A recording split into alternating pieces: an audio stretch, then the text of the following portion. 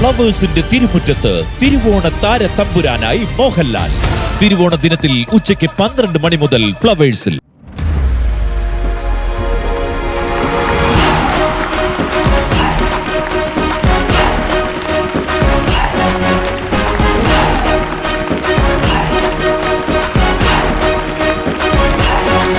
എല്ലാ പ്രിയപ്പെട്ട പ്രേക്ഷകർക്കും സ്വാഗതം.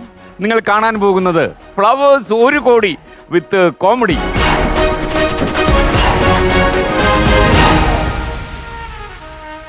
കേരളത്തിന്റെ ഡിജിറ്റൽ ലോകത്തും വേദികളിലും ഒക്കെ തന്നെ വളരെ പ്രശസ്തരായ 2 അച്ഛന്മാരാണ് നമ്മുടെ അതിഥികൾ. ഏതാണ് ഈ അച്ഛന്മാരെന്ന് നിങ്ങൾ ചോദിക്കുന്നുണ്ടാവും. നമുക്കൊപ്പം ചേരാൻ പോകുന്നു മത്സരാർത്ഥികളായിട്ട് കാപ്പിപ്പൊടി അച്ഛനും കിഡ്നി അച്ഛനും. Father Davis Chiramel and father Joseph Puthenpurackal.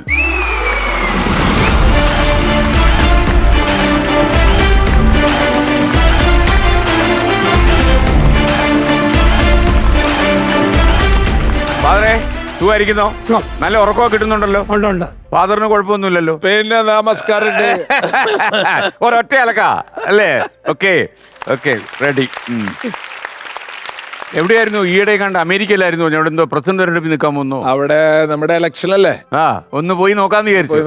എങ്ങനെയുണ്ട്? എന്നിട്ട് നടന്നിട്ട് എങ്ങനെ എവിടെയാ നേരെ പോയി ഇറങ്ങിയത്? നേരെ Miami. Miami, Florida. Florida, Washington. അമേരിക്കയിലൊക്കെ നമുക്ക് വല്ല സ്കോപ്പും ഉണ്ടോ? സ്കോപ്പ് മാത്രമേ ഉള്ളൂ. സ്കോപ്പ. ഈയിടെ എന്നോട് ഒരാൾ പറഞ്ഞതറിയോ, ഫാദർ അമേരിക്കയിൽ ഇറങ്ങിയത് അവിടെ കിഡ്നി അടിച്ചുകൊണ്ട് വരാനാ. ആരുടെയൊക്കെ കിഡ്നി സംഭാവന കൊടുക്കാനോ ദാനം ചെയ്യാനോ. കിഡ്നി ആയിട്ട് യാതൊരു ബന്ധം അവർക്കില്ല. അവർക്ക് ബന്ധമില്ലല്ലേ? യാതൊരു ബന്ധമില്ല. അമേരിക്കയല്ലേ? അവർക്കത് ഉണ്ടോന്ന് തന്നെ സംശയമാണ്. ആൾക്കാരിപ്പോ കണ്ടു കഴിഞ്ഞാല്, നമ്മളെ കണ്ടു കഴിഞ്ഞാൽ ആ കിഡ്നി പോവോ നേരത്തെ പറഞ്ഞ സംഭവം. ഫാദർ എങ്ങനെ ഇരിക്കുന്നു? ഞാൻ കഴിഞ്ഞ തവണ ഫാദർ വന്ന് പോയ ശേഷമാണ് അത് ടെലികാസ്റ്റ് ചെയ്ത് കണ്ടപ്പോഴാ എനിക്കൊരു സംശയം ബാക്കി കിടക്കുക. ഫാദറിന് ഇത് എത്ര കോട്ടുണ്ട്? ഇത് ഒരെണ്ണേ ഉള്ളോ? 3 ഉണ്ട് അല്ല? ഇത് കാരണം അറിയില്ല. അല്ല, അന്ന് കണ്ടത് തന്നെയാണ് എനിക്ക് മനസ്സിലായി. അല്ലല്ലേ നമ്മൾ അല്ലെ? കാരണം ഫാദർ ഒരു യൂണിഫോം പോലെ ഇട്ടേക്കുന്നുണ്ട്. ഞാൻ ചോദിച്ചത് ഇതിടാതെ എപ്പോഴെങ്കിലും കാണാൻ പറ്റുമോ? പുറത്തേക്കുള്ള നീണ്ട യാത്രകളിലും പാന്റും ഷർട്ടും ഒക്കെ ഇട്ട് പോകും. ആശ്രമത്തിനകത്തും യാത്ര സാധാരണ ഈ കഴിഞ്ഞ മാസം 5 കൊച്ചു രാജ്യങ്ങളിലായിരുന്നു. ഏതായിരുന്നു അത്? Switzerland, Germany, Austria, Italy, Finland. ഇതെല്ലാം പ്രഭാഷണ കലയായിരിക്കും.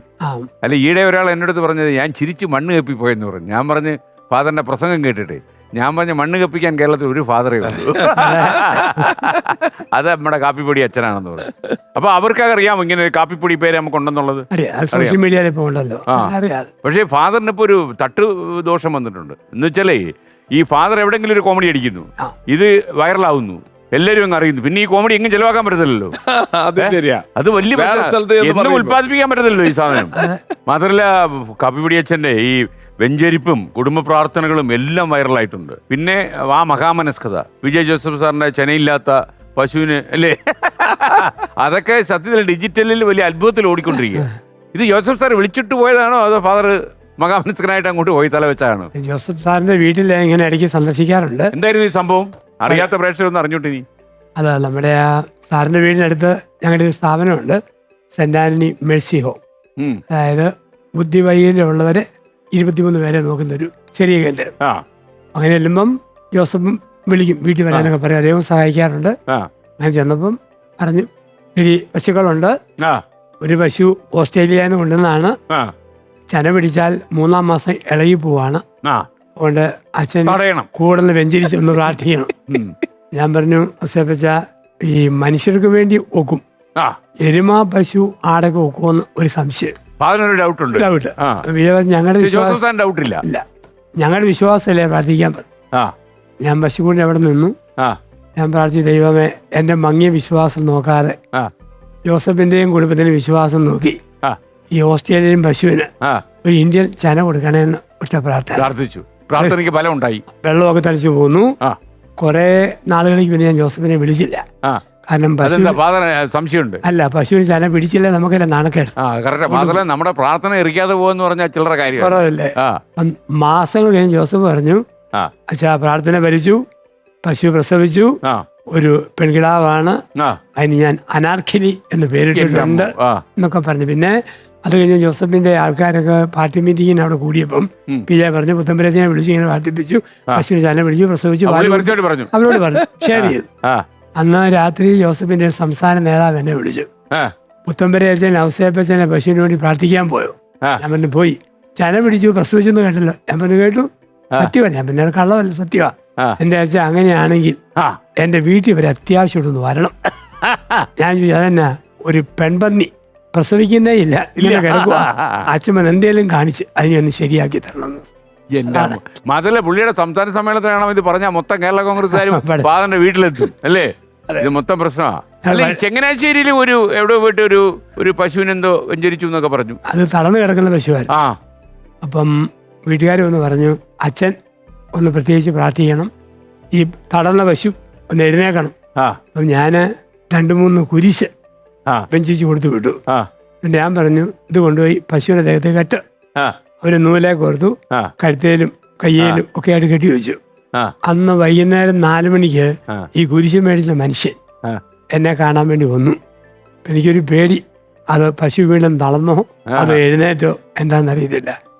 ആ മനുഷ്യൻ പറഞ്ഞു എൻ്റെ അച്ഛ പ്രാർത്ഥനയുടെ ശക്തി, അത് കെട്ടി 3 മണിക്കൂർ കഴിഞ്ഞ് പശു ചാടി എഴുന്നേറ്റു. ഒരു കുഴപ്പമില്ല, അവിടെ നിൽപ്പുണ്ട്. പ്രാർത്ഥിച്ച് എനിക്ക് സംശയമുണ്ട് ഈ പ്രാർത്ഥിപ്പിക്കുന്ന മനുഷ്യർക്ക് വിശ്വാസമുണ്ട് പ്രാർത്ഥിക്കുന്ന അച്ഛനേക്കാളെന്ന് അന്ന് എനിക്ക് തോന്നി. അപ്പോ അമേരിക്കയിൽ പോയിട്ട് എങ്ങനെ ഉണ്ടായിരുന്നു കാര്യങ്ങൾ? അമേരിക്കയിൽ ഓണാഘോഷം തുടങ്ങി. ഓണാഘോഷത്തിന്റെ ഉദ്ഘാടനങ്ങള്, പിന്നെ യൂത്തിന്റെ ഫുട്ബോൾ മത്സരത്തിന്റെ ഉദ്ഘാടനങ്ങള് വളരെ കേമായിരുന്നു. ഈ ലോകത്ത് കിഡ്നി അവബോധം ഉണ്ടാക്കാൻ വേണ്ടി ഈ ഫാദർ വിമാനത്തിൽ നിന്ന് ചാടാൻ പോയി എന്ന് പറഞ്ഞു. Skydiving. വയസ്സാം കാലത്ത് അബദ്ധം ആയനെ ഇത് കുറെ കാലമായി. എത്ര ഉയരത്തി? 15,000 അടി ചാടി. ചാടിയോ? പിന്നെ 2 പ്രാവശ്യം എന്നെ കൊണ്ടുപോയി അവര്. അതെങ്ങനെയാന്ന് വെച്ചാല് ഞാൻ ഫാദർ ഇത് അങ്ങോട്ട് പോയി തലവെച്ച് കൊടുത്താണോ? അതായത് ലങ്കാസ്റ്റർ ധ്യാനിപ്പിക്കാൻ പോയപ്പോ അവിടെ കേൾക്കണേ കിഡ്നി രോഗികൾക്ക് വേണ്ടിയിട്ട് അവര് ഫണ്ട് റേസിംഗ് പ്രോഗ്രാം നടത്തും. Skydiving, cycling, mountaineering. അന്ന് അവര് സ്കൈ ഡൈവിംഗ് ആണ്. അവര് കിഡ്നി കെയർ എന്നൊരു ഓർഗനൈസേഷൻ, അത് UK ബേസ്ഡ് ഓർഗനൈസേഷൻ. അപ്പൊ ഞാൻ പറഞ്ഞു ഞാൻ വേണമെങ്കിൽ സ്കൈ ഡൈവിംഗ് ചെയ്താലോ? അപ്പൊ ഇതുവരെ ഒരു ഇന്ത്യൻ ചെയ്തിട്ടില്ല. ആയിക്കോട്ടെ, ഇന്ത്യൻ മാത്രമല്ല പള്ളി വികാരം ചെയ്തിട്ടുണ്ടാവില്ല, പക്ഷെ ഒരു കിഡ്നിയുള്ള ആള് ലോകത്തിൽ ചെയ്തിട്ടേ ഇല്ല. ആയിക്കോട്ടെ. അല്ല, ഒറ്റ കിഡ്നിയുള്ള ഏക ക്രിസ്ത്യൻ ഫാദറാണോ? ആയിരിക്കും. വേൾഡ് റെക്കോർഡ് അല്ല, ഇപ്പുണ്ട്. ഇപ്പൊ കുറെ അച്ഛന്മാർക്ക് കൊടുത്തല്ലോ, കുറെ ആൾക്കാർ കൊടുത്തു. ഫസ്റ്റ്. അതെ അതെ. അപ്പൊ അതിന് ഫൗണ്ടിംഗ് ഡയറക്ടർ നമ്മളാ. അതെ അതെ. അങ്ങനെയാണ് ഞാന് സ്കൈ ഡൈവിന് തയ്യാറായത്. അപ്പൊ അന്ന് അതിന് ഒരു ട്രെയിനിങ് ഉണ്ട്, എങ്ങനെയാണ് ഇത് ചെയ്യാന്നുള്ളതൊക്കെ. അപ്പൊ ഞാൻ നോക്കുമ്പോ ആ ഫ്ലൈറ്റിൽ 5 പേരുള്ള ആകെ. ഈ 5 പേരില് 4 പേര് പെണ്ണുങ്ങളാ, ഞാൻ മാത്രമാണല്ലോ. അപ്പൊ ഞാൻ ചോദിച്ചു ഇതെന്താ, അവരുടെ ഭർത്താക്കന്മാരുണ്ട്, എന്താ why you are not doing sky dive എന്ന് ചോദിച്ചു. അപ്പൊ ഒരു അത് അവരുടെ ബർത്ത്ഡേ ഗിഫ്റ്റ് ആയിട്ട് ഞങ്ങൾ കൊടുത്തിട്ടുള്ളതാണെന്ന്. ഏത്? Sky diving. സ്കൈ ഡൈവിംഗ് അല്ലേ? അങ്ങനെ. അപ്പൊ ഞാൻ പറഞ്ഞു ഞാൻ ആദ്യം ചാടാം, കാരണം വെച്ചാൽ അവരുടെ ചാട്ടൊന്നും ഞാൻ കാണേണ്ട ആവശ്യമില്ലല്ലോ. സേഫ്റ്റിക്ക് എന്തോ ഉള്ളത്? സേഫ്റ്റി മുകളിലുണ്ട്, ടാൻഡം സ്കൈ ഡൈവ് ആണ്. എന്റെ പുറത്തൊരാളുണ്ട്, സയാമസ് ഇരട്ടകൾ പോലെ. അപ്പൊ ഞാൻ ആദ്യം ഞാനിരിക്കാന്ന് പറഞ്ഞു. അത് ഞാൻ ആലോചിക്കുന്നത് അതെല്ലാം ദൈവത്തിന്റെ ഭയങ്കര ഒരു ഇടപെടലായിരുന്നു. ഞാൻ ആദ്യം ഇരുന്നു, ബാക്കിയുള്ളവരൊക്കെ പിന്നിലിരുന്നു. മുകളില് 17 മുകളിൽ എത്താറായ ആ സമയത്തിനോട് പ്ലീസ് ചേഞ്ച് ദ സീറ്റ്, എന്നെ മാറ്റിയിരുത്തി. 4 പേര് ചാടിച്ച് എന്നെ ഇറക്കി. അപ്പൊ ഞാൻ പറഞ്ഞു ഞാനിത് ചാടണില്ലേ? ഫാദറിന്റെ ബാക്കിലിരിക്കുന്ന ആളുടെ പുറകിലാണ് ഈ പാരച്യൂട്ട്. അതുമൊരു ഓക്കെ കാണണം. ഓക്കെ കണ്ടില്ല. കണ്ടില്ല. അതെന്താ പറ്റി? ഫാദർ പ്രാർത്ഥിച്ചോ? അപ്പോ അല്ല, ഓക്കെ കണ്ടില്ലെന്ന് വെച്ചാൽ അത് ചെന്നാ വിരിയില്ല. പിന്നിലിരിക്കുന്ന ആൾക്കാരത് കണ്ടു, എന്നെ മാറി. അപ്പൊ ഞാൻ ഏറ്റവും പുറകിലിരുന്നെങ്കിൽ അവസാനിച്ച് കിട്ടിയനെ. പക്ഷേ താഴെ വന്നിട്ട് അവരെന്നെ വീണ്ടും ഒറ്റയ്ക്ക് കൊണ്ടുപോയി 7.5 മിനിറ്റ് കൊണ്ട് 15,000 അടി താഴേക്ക് ഇങ്ങോട്ട് എത്തി. 1.5 മിനിറ്റ് ഫ്രീ. 7.5 മിനിറ്റ് എങ്ങനെ ഉണ്ടായിരുന്നു സംഭവം? Free fall 1.5 minute. അപ്പൊ ഒന്നും കാണില്ല, കംപ്ലീറ്റ് മേഘങ്ങൾ. ആ സമയത്ത് ചെറിയ ചെറിയ കിളികൾ പറന്ന് ചെവി കൂടെ പോയി. കിളികൾ പറക്കുന്നു, ചിറകില്ല, ശബ്ദം മാത്രമേ ഉള്ളൂ. ഈ ഇത് കടന്ന് ഭൂമിയിൽ കടക്കുമ്പോ എന്റെ അമ്മ ഒന്ന് വിളിച്ചപ്പോഴാ ഫാദർ അത് കഴിഞ്ഞിട്ട് താഴേക്ക് പോകുന്ന സമയത്ത് ഒരു പാരച്യൂട്ട് ഓൺ ചെയ്തപ്പോ ഞാനിങ്ങനെ പോയിക്കൊണ്ടിരിക്കുന്ന ആളെ എയർ പിടിച്ചോടുകൂടി മോളിലേക്ക് ഒരു പോക്ക് പോയി. അപ്പൊ എന്റെ അമ്മോ ഒരു പരുന്ത് പറന്നു. പരുന്ത്. അത് കഴിഞ്ഞിട്ടാണ് 7.5 മിനിറ്റോട് കൂടെ ഞാൻ ലാൻഡ് ചെയ്തു. അന്ന് അവർക്കൊരു 10-15 ലക്ഷത്തോളം രൂപ ആ കിഡ്നി ആ ഓർഗനൈസേഷന് ആൾക്കാർ ഡൊണേറ്റ് ചെയ്തു. അപ്പൊ നമ്മുടെ ഇവിടെയും കൂടെ ഒന്ന് ചാടിയായിരുന്നെങ്കിലേ. ഇവിടെ ഇനി ചാടണോ? ഇനി ഒരു ചാടാനായിട്ടുള്ള സമയം ഇല്ല. ഫാദർ അന്ന് ചാടിയ ചാട്ടം നമ്മുടെ കയ്യിലുണ്ട്, നമുക്ക് വേണമെന്ന് കാണാതെ.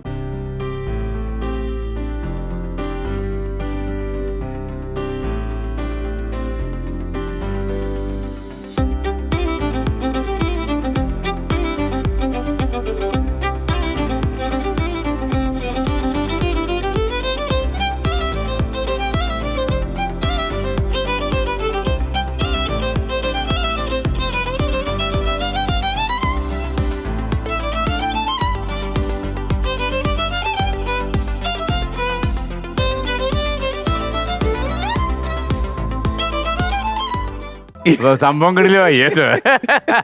ഇങ്ങനെ ഒരു അവസരം കിട്ടിയ കാപ്പുപൊടി അച്ഛൻ വിടുവോ? ചാടുകയല്ല. ഉറപ്പാണോ? എന്താ ഫാദറെ, ഉയരുപടിയുള്ളതുണ്ടോ? ഒന്നുമല്ല, ഭൂമി വിട്ടുള്ള കളിയൊന്നുമില്ല, തറയിൽ നിന്നുള്ള കളിയുള്ളല്ലേ. അപ്പോ ഈ അച്ഛന്റെ പ്രസംഗം ശ്രദ്ധിക്കപ്പെട്ടത് ഏത് കാലം മുതലാ? ഈ ഡിജിറ്റൽ മീഡിയ സ്ട്രോങ് ആയതിനു ശേഷമാണോ? സോഷ്യൽ മീഡിയ 2008 മുതലാണ് വൈറലായിട്ട് വരാൻ തുടങ്ങിയത്. നിങ്ങളുടെ ദേവാലയങ്ങളിലും ഒക്കെ വളരെ ഉയരത്തിൽ ജീവിക്കുന്ന അച്ഛന്മാരൊക്കെ ഉണ്ടല്ലോ, വലിയ ബിഷപ്പന്മാരും ആർച്ച് ബിഷപ്പ് പോലുള്ള ആൾക്കാരൊക്കെ ഉണ്ടല്ലോ. അവരൊക്കെ അച്ഛന്റെ ഈ പ്രസംഗ രീതിയെ തടയാൻ ശ്രമിച്ചിട്ടുണ്ടോ? ചെറിയൊരു കോമഡിയുടെ മേമ്പൊടി ഉണ്ടല്ലോ എപ്പോഴും, അല്ലേ? ആദ്യകാലത്തൊക്കെ പലരും പറഞ്ഞിട്ടുണ്ട് പ്രസംഗത്തിന്റെ ഗൗരവം പോവും, ഈട് പോവും. ഇപ്പം ചെല്ല് പറഞ്ഞു യേശു ക്രിസ്തു തമാശ പറഞ്ഞതായിട്ട് ബൈബിളിൽ അപ്പൊ ഞാൻ പറഞ്ഞു യേശു ക്രിസ്തു കുളിക്കാൻ പോയെന്നും ബൈബിളിൽ പറഞ്ഞിട്ടില്ലല്ലോ. ജീവിതത്തിൽ എല്ലാം ഇങ്ങനെ അങ്ങ് പോവും. ഇപ്പം കോമഡി കൂടെ പറയാൻ പറ്റുന്നവർ അങ്ങനെ, ഗൗരവത്തിലൂടെ പറയുന്നവര് അങ്ങനെ. അല്ല, ഇതിന് ഫലിതത്തിന്റെ മേമ്പൊടി സൂപ്പറാ ഫാദറെ, അത് സംശയമൊന്നുമില്ല. അല്ലെങ്കിൽ ഫാദറിനെ ഇത്ര ലക്ഷം ആൾക്കാർ കാണുമോ? അപ്പൊ മാത്രമല്ല, ആ ആദ്യ രാത്രിയില് ഡെൻമാർക്കിന്റെ തലസ്ഥാനം ചോദിച്ച കുഞ്ഞാടിന്റെ കഥയുണ്ടല്ലോ, അതൊക്കെ എന്ന് പറഞ്ഞാൽ ഇത്രയോ ആളുകള്, അത് അങ്ങനെ ഒരു സംഭവം പറയാൻ കാര്യം എന്തുവാ? അതായത് ഇങ്ങനെ ഒരു ധ്യാനത്തില് ഇങ്ങനെ പ്രശ്നങ്ങൾ പറയാൻ വേണ്ടി വന്നു. അപ്പൊ ഞാന് കുടുംബ കോടതിയിലും ഒരു ബന്ധപ്പെടുന്ന ആളാണ്, ഞാൻ അഡ്വക്കേറ്റ് ആണ്. കൂട്ടത്തിൽ പഠിച്ചോണ്ടിരിക്കണോ? കഴിഞ്ഞു. ഞാൻ കഴിഞ്ഞു. 1998 തീർന്നായിരുന്നു. അല്ല, എനിക്കൊന്നും 2 കേസുണ്ടായിരുന്നു ഫാദറിന്റെ തരാനായിട്ട്. ഞാൻ നേരെ എടുക്കല, എടുത്താ തോറ്റുപോയാലോ. എനിക്ക് നല്ല സീരിയസ് ഉണ്ട്. അവരുമായിട്ട് ഒറ്റയ്ക്ക് കുഴപ്പം വരുന്നേ അവർക്ക് വന്നോട്ട്. അപ്പൊ അതിന്റെ ബുദ്ധിയുള്ള എന്തായാലും ഞാൻ പറഞ്ഞു, കുടുംബത്തിലെ പ്രശ്നം തീരണമെങ്കിൽ ദമ്പതികൾ ഉറങ്ങാൻ പോകുന്നതിന് മുമ്പ് 15 മിനിറ്റ് മുട്ടി ഉരുമി വർത്താനം പറഞ്ഞിരുന്നാൽ പ്രശ്നം തീരും. വർത്തമാനം പറയണോ? അങ്ങനെ ഉരുമി അടുത്തിരുന്ന് പറയാം. മുട്ടി ഉരുമി ഗവേഷണം ചെയ്ത് കണ്ടുപിടിച്ചാണോ ഫാദർ? അതോ അല്ലല്ല, പലരും പറയുന്നതാണ്. അടുത്തിരുന്ന് പറഞ്ഞപ്പോഴാണ് ഞങ്ങൾക്കൊരു ഉണർവ് ആയത്, സന്തോഷമായത്. അപ്പം ഒരു സ്ത്രീ പറഞ്ഞു, എന്റെ അച്ഛൻ 15 മിനിറ്റ് ഒന്നും വേണ്ട, എന്റെ കെട്ടിയവൻ ഒരു 5 മിനിറ്റ് മിണ്ടിയാൽ മതി. എന്റെ ഭർത്താവിനെ എനിക്ക് കാണുമ്പം ഒരു തൊഴി കൊടുക്കാനാ തോന്നുന്നു. തൊഴിച്ചിട്ടുണ്ടോ? തൊഴിച്ചിട്ടില്ല, കൊടുക്കാൻ തോന്നുന്നു. അത് ഏത് സമയവും അത്യാഹിതം ഉണ്ടാവും, ആവശ്യം വരുന്നു. അപ്പൊ ഞാൻ ചെല്ലാ ആദ്യ രാത്രിയിൽ മുട്ടി ഉരുമി കൊച്ചു വർത്താനം പറഞ്ഞ് പുതപ്പിന് കീഴെ കിടക്കുമ്പം എന്തെങ്കിലുമൊക്കെ പറഞ്ഞ് കിടക്കാവല്ലോ നോത്തപ്പം ഇയാൾ പാതിരാത്രി 12 മണിക്ക് ചാടി എന്നിട്ട് ചോദിക്കുക ഡെൻമാർക്കിന്റെ തലസ്ഥാനം അതാടിയെന്ന്. അപ്പം എനിക്ക് അന്നും ഒരു പ്രശ്നമില്ല. ഞാൻ ചോദിച്ചു, താനെന്താ അങ്ങനെ ചോദിച്ചത്? ഞാൻ വിവാഹത്തിന് ഒരുക്കിയ മനഃശാസ്ത്രജ്ഞൻ പറഞ്ഞായിരുന്നു, വിഷയങ്ങൾ തീരുമ്പം മനഃപൂർവ്വം വിഷയങ്ങൾ ഉണ്ടാക്കി വർത്താനം പറയണം. ഒരു ബുദ്ധിജീവിതം ആരംഭിക്കുകയല്ലേ, അവിടെ പൊതുവിജ്ഞാനം ടെസ്റ്റ് ചെയ്യാൻ വേണ്ടി ഇത് പറഞ്ഞതാ. പക്ഷെ ആ വിഷയം എന്റെ അച്ഛ ഇത്രയും വലിയ വിഷയമായി തീരുമെന്ന് ഞാൻ അറിഞ്ഞില്ല. നമസ്കാരം ജോസഫ് പുത്തൻപുരയ്ക്കൽ. നമസ്കാരം ഡേവിസ് ചിറമൽ. നമസ്കാരം. നമസ്കാരം. ഫാദർ, LED സ്ക്രീനിലേക്ക് നോക്കിയാൽ ഒരു ഫോട്ടോ കാണാൻ സാധിക്കും. ഒരു പടക്കം. അതൊരു പടക്കം. ഫാദർ ഡേവിസ് ചിറമലിന് ഒരു കഥ പറയാനും ഉണ്ടാകും. ഈ പടക്കം വെച്ചോ? അത് ശരിയാണ്. ഒരു പടക്കം പൊട്ടിക്കാം. പടക്കം പൊട്ടിക്കാം. എന്താ വരട്ടെ. ചെറുപ്പത്തില് നമ്മള് തൃശ്ശൂരല്ലേ, തൃശ്ശൂക്കാരുടെ പൂരല്ലേ, വെടിക്കെട്ടല്ലേ. അപ്പൊ ചെറുപ്പത്തിലൊക്കെ ഞങ്ങൾ ഈ പൂരം കഴിഞ്ഞു കഴിഞ്ഞാല് പൂരപ്പറമ്പിൽ പോവും. ഫാദർ ചന്ദനക്കുറിയൊക്കെ ഇട്ട് പൂരപ്പറമ്പിൽ കേട്ടിട്ടുണ്ട്. ഈ പൂരത്തിനാണെങ്കിൽ ഈ അമുട്ട് പൊട്ടിയിട്ട് ഗുളിക വന്ന് വീഴും, പൊട്ടാണ്ട് അത് പറക്കാൻ പോവും. അപ്പോ ചെറുപ്പത്തില് എന്റെ വീട്ടിലൊന്നും പടക്കൊന്നും വാങ്ങിക്കാനായിട്ടുള്ള സംവിധാനം ഇല്ല. അപ്പൊ വല്ല കാങ്ങില്ല, പടക്കൊന്നും അധികം പൊട്ടിക്കണ്ട. പള്ളിയിലൊക്കെ പൊട്ടിക്കുമ്പോ നമ്മൾ പോയി പൊട്ടാത്ത പടക്കം പറക്കും. പിന്നെ നമ്മുടെ എക്സ്പെരിമെന്റുകളാണ്. അതെച്ചാല് ഈ പടക്കം വെച്ചിട്ട് അതിനൊരു പാട്ട വയ്ക്കും. അപ്പൊ പൊട്ടുമ്പോ ഭയങ്കര ശബ്ദം ഉണ്ടാവും. അങ്ങനെ അല്ലെങ്കിൽ അതിന് മരുന്നെടുത്തൊരു കല്ലുമ്മ വെച്ച് വേറെ കല്ല് വെച്ചടിക്കും. ഒന്നും കിട്ടിയില്ലേ മൂട്ടിക്കൊണ്ട് ആൾക്കാരെ മൂട്ടിക്കൊണ്ട്. അതിനിടയിൽ ഒരു പരീക്ഷണം വന്നപ്പോ വീട്ടിൽ നിന്ന് എനിക്ക് പണ്ട് നമ്മളെ ഷേവ് ചെയ്യുന്ന ഒരു കുറ്റി ഉണ്ടല്ലോ, സ്റ്റീലിന്റെ, ആ കുറ്റി കിട്ടി. അപ്പൊ ഒരു പരീക്ഷ നടത്താന്ന് വെച്ചാൽ ആ കുറ്റിയുടെ ഉള്ളില് ഈ മരുന്നിട്ടിട്ട് തിരിവെച്ചു. അപ്പൊ എന്റെ അനിയനും ഒക്കെ എല്ലാവരും ഉണ്ട്, അടുത്തുള്ള കുട്ടികളൊക്കെ ഉണ്ട്. വീടിന്റെ ഉള്ളിൽ വെച്ചിട്ട് അപ്പൊ നമ്മൾ ഈ പൂത്തിരി കത്തിക്കല്ലോ, അങ്ങനെ കത്തിക്കാന്ന് വെച്ചിട്ട് അതിന്റെ ഉള്ളിൽ മരുന്നിട്ട് തിരിവെച്ച് കയ്യിൽ പിടിച്ചിട്ട് ഇത് ഞാൻ കത്തിച്ചു. പിന്നെ ഓർമ്മയില്ല. അതായത് അത് സ്റ്റീൽ ബോംബ് കണ്ടുപിടിച്ച് ഞാനാണ്. ആ സാധനം പൊട്ടിച്ചതറി എന്റെ വിരലുകളൊക്കെ തകർന്നു പോയി. അന്ന് പോയി. എന്റെ അമ്മയുടെ വയറ്റിലേക്ക് ഒരു ചീള് പോയി. എന്റെ അനുജന്റെ കൈമിക്ക് ഒരെണ്ണം കയറിപ്പോയി. ബാക്കി ആരുടെയും ശരീരത്തിൽ കയറാഞ്ഞത് ബാക്കി, അല്ലെങ്കിൽ പലരും മരിച്ചന്. എന്റെ കൈയാണ് തകർന്നു പോയത്. അപ്പൊ ഈ വിരലുകള് അന്ന് എന്റെ റൈറ്റ് തമ്പുണ്ടല്ലോ, അന്ന് ആശുപത്രി കൊണ്ടുപോയപ്പോ ഭാഗ്യത്തിന് അത് കട്ട് ചെയ്ത് കളയേണ്ടതാണ്. കട്ട് ചെയ്ത് കളഞ്ഞിരുന്നെങ്കിൽ ഞാൻ അച്ഛനാവില്ലായിരുന്നു. അതെന്താ? അത് വിരല് വേണം, നിർബന്ധമല്ലേ? എല്ലാ വിരലില്ലാത്ത ഫാദർമാരില്ല. ഇല്ല. പട്ടത്തിന് മുമ്പ് നമ്മുടെ അവയവങ്ങൾ വലിയ നഷ്ടമായി പോയനല്ലേ. അപ്പൊ അത് കാര്യം ഫാദറിനെയൊക്കെ ഫാദർ അല്ലാതെ ആലോചിക്കാൻ പോലും പറ്റത്തില്ല.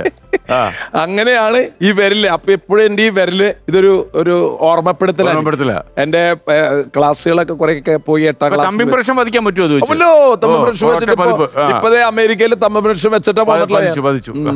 ഇപ്പൊ ഞാൻ പറഞ്ഞത് ഈ പടക്കം പൊട്ടിച്ച ഈ ഓർമ്മയുണ്ടല്ലോ, ഇത് എന്റെ ജീവിതത്തിലെ ഇതൊരു നിർണായക നിമിഷമായിരുന്നു. സൂപ്പർ ഓർമ്മയത്. ആള് കുരുത്തക്കേടായിരുന്നോ കുട്ടിക്കാലത്ത്? അയ്യോ, അങ്ങനെ പറയണോ?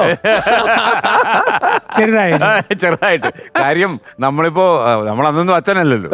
നമ്മൾ ആഫ്റ്റർ ആൻഡ് അല്ലേ, ബിഫോർ ആൻഡ് ആഫ്റ്റർ ഉണ്ടല്ലോ. ഓക്കെ. അല്ല, കുട്ടിക്കാലത്ത് നമുക്ക് ഭയങ്കര കളിയും രസമൊക്കെ നിറഞ്ഞൊരു കാലഘട്ടമായിരുന്നു. പക്ഷെ ഇന്നത്തെ കുട്ടികൾക്ക് അങ്ങനത്തെ കളികളും രസങ്ങളും ഒന്നുമില്ല.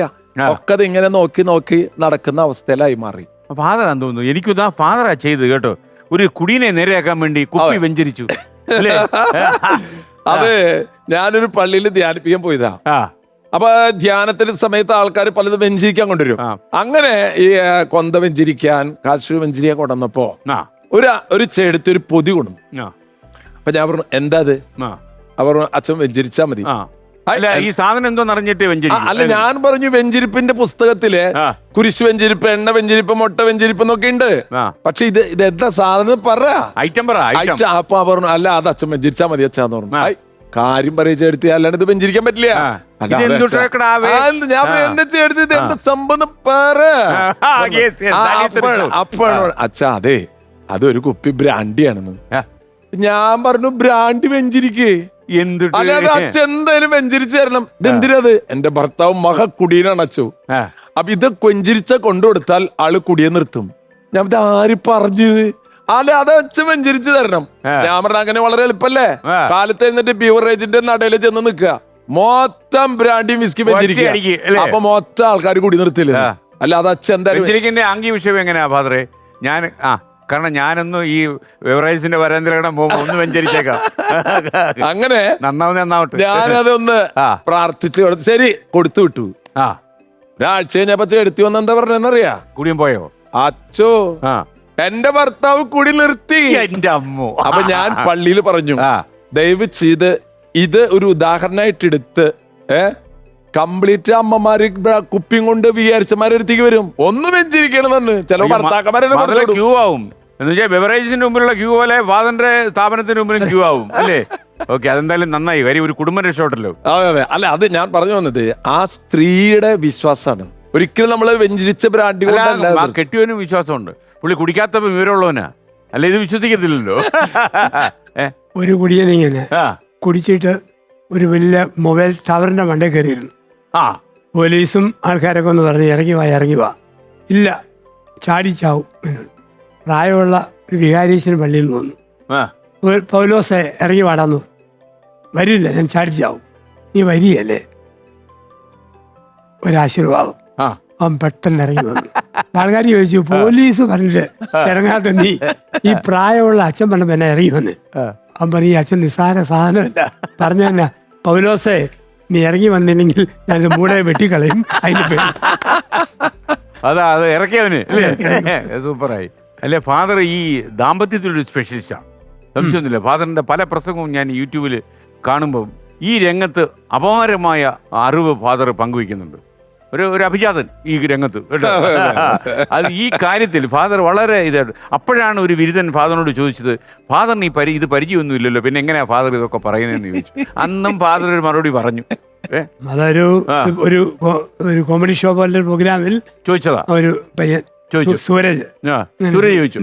നമ്മുടെ സൂരജ് ചോദിച്ചു, ഇങ്ങനെ കല്യാണം കഴിക്കാത്ത അച്ഛൻ കല്യാണം കഴിച്ചവരോട് എങ്ങനെയാ ക്ലാസ് കൊടുക്കുന്നതെന്ന് ചോദിച്ചു.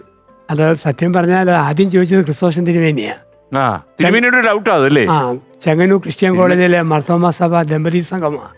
അപ്പം തിരുമേനി പ്രധാന പ്രസംഗം, ഞാനൊരു ആശംസ ഉപപ്രസംഗം. എന്നോട് ചോദിച്ചു, കല്യാണം കഴിക്കാത്ത അച്ഛൻ എങ്ങനെ കല്യാണം കഴിച്ചവരോട് ഇങ്ങനെയൊക്കെ പറയുന്നെന്ന് ചോദിച്ചു.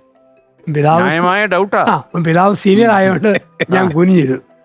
അപ്പം കൂടെയുള്ള മറ്റു പിതാക്കന്മാര് പറഞ്ഞു, എന്തേലും ഒന്ന് പറ, ചിരിക്കാൻ വകുപ്പാകട്ടെ. ഒന്നുകൂടെ തിരുമേനി ചോദിച്ചു, വിവാഹം കഴിക്കാത്ത കാപ്പിപ്പൊടി അച്ഛ, അങ്ങനെയാണ് ഈ പേര് വീഴുന്നത്. അതെ, അപ്പൊ മീഡിയക്കാർ പിന്നെ ആ പേരങ്ങ് എടുത്തിട്ടു, എങ്ങനെ വിവാഹം കഴിച്ചവരോട് പറയുന്നു. അപ്പൊ ഞാൻ പയ്യെന്ന് പറഞ്ഞു, ഒരു നല്ല റെഫറിക്ക് റൂൾസ് എല്ലാം അറിയാം, ഗെയിമില്ലെന്നേ ഉള്ളൂ. അപ്പം പോയി പരിചയങ്ങളുണ്ട്, ജീവിതത്തിൽ ഗെയിമില്ലെന്ന് ഉള്ളൂ. അപ്പൊ അത് എന്നെ കൊണ്ട് സൂരജ് വീണ്ടും പറയിപ്പിച്ചതാണ്. അത് നന്നായി. അത് ഫാദറിന്റെ മറുപടി ആപ്റ്റ് റിപ്ലൈ. ഫ്ലാറ്റ് അല്ലേ? ഈ വെളിയിലൊക്കെ പോകുന്ന സമയത്ത് ചോദിക്കാറുണ്ടോ? ഓ ഇല്ല, ഇല്ലല്ലേ? അത് വേണ്ട, നമുക്ക് ആവശ്യമില്ല. എന്നറിയാവോ, നമ്മൾ ആൾക്കാരോട് ചോദിക്കാൻ പോയാൽ അവര് പറമക്കാർക്ക് തരുന്ന പോലെ നമുക്ക് തരും. ചോദിക്കാതെ പോന്നാൽ രാജാക്കന്മാർക്ക് കൊടുക്കേണ്ട പോലെ. അതാ എന്റെ കളി അല്ലേ? നമ്മൾ ചോദിക്കത്തില്ല. ആ ഫാദറെ, നമ്മുടെ 3 സുഹൃത്തുക്കൾ ഒന്നുണ്ടല്ലോ, അവരെ കൂടെ നമുക്കൊന്ന് പരിചയപ്പെടാം. താങ്കളുടെ പേര്? എന്റെ പേര് ഫാദർ സ്റ്റീഫൻ. ഫാദറായിരുന്നു അല്ലേ? ഫാദറാണ്. അപ്പൊ എവിടെയാ ഫാദർ ഉള്ളത് ഇപ്പോ? ഞങ്ങൾ ഒന്നിച്ചാണ്.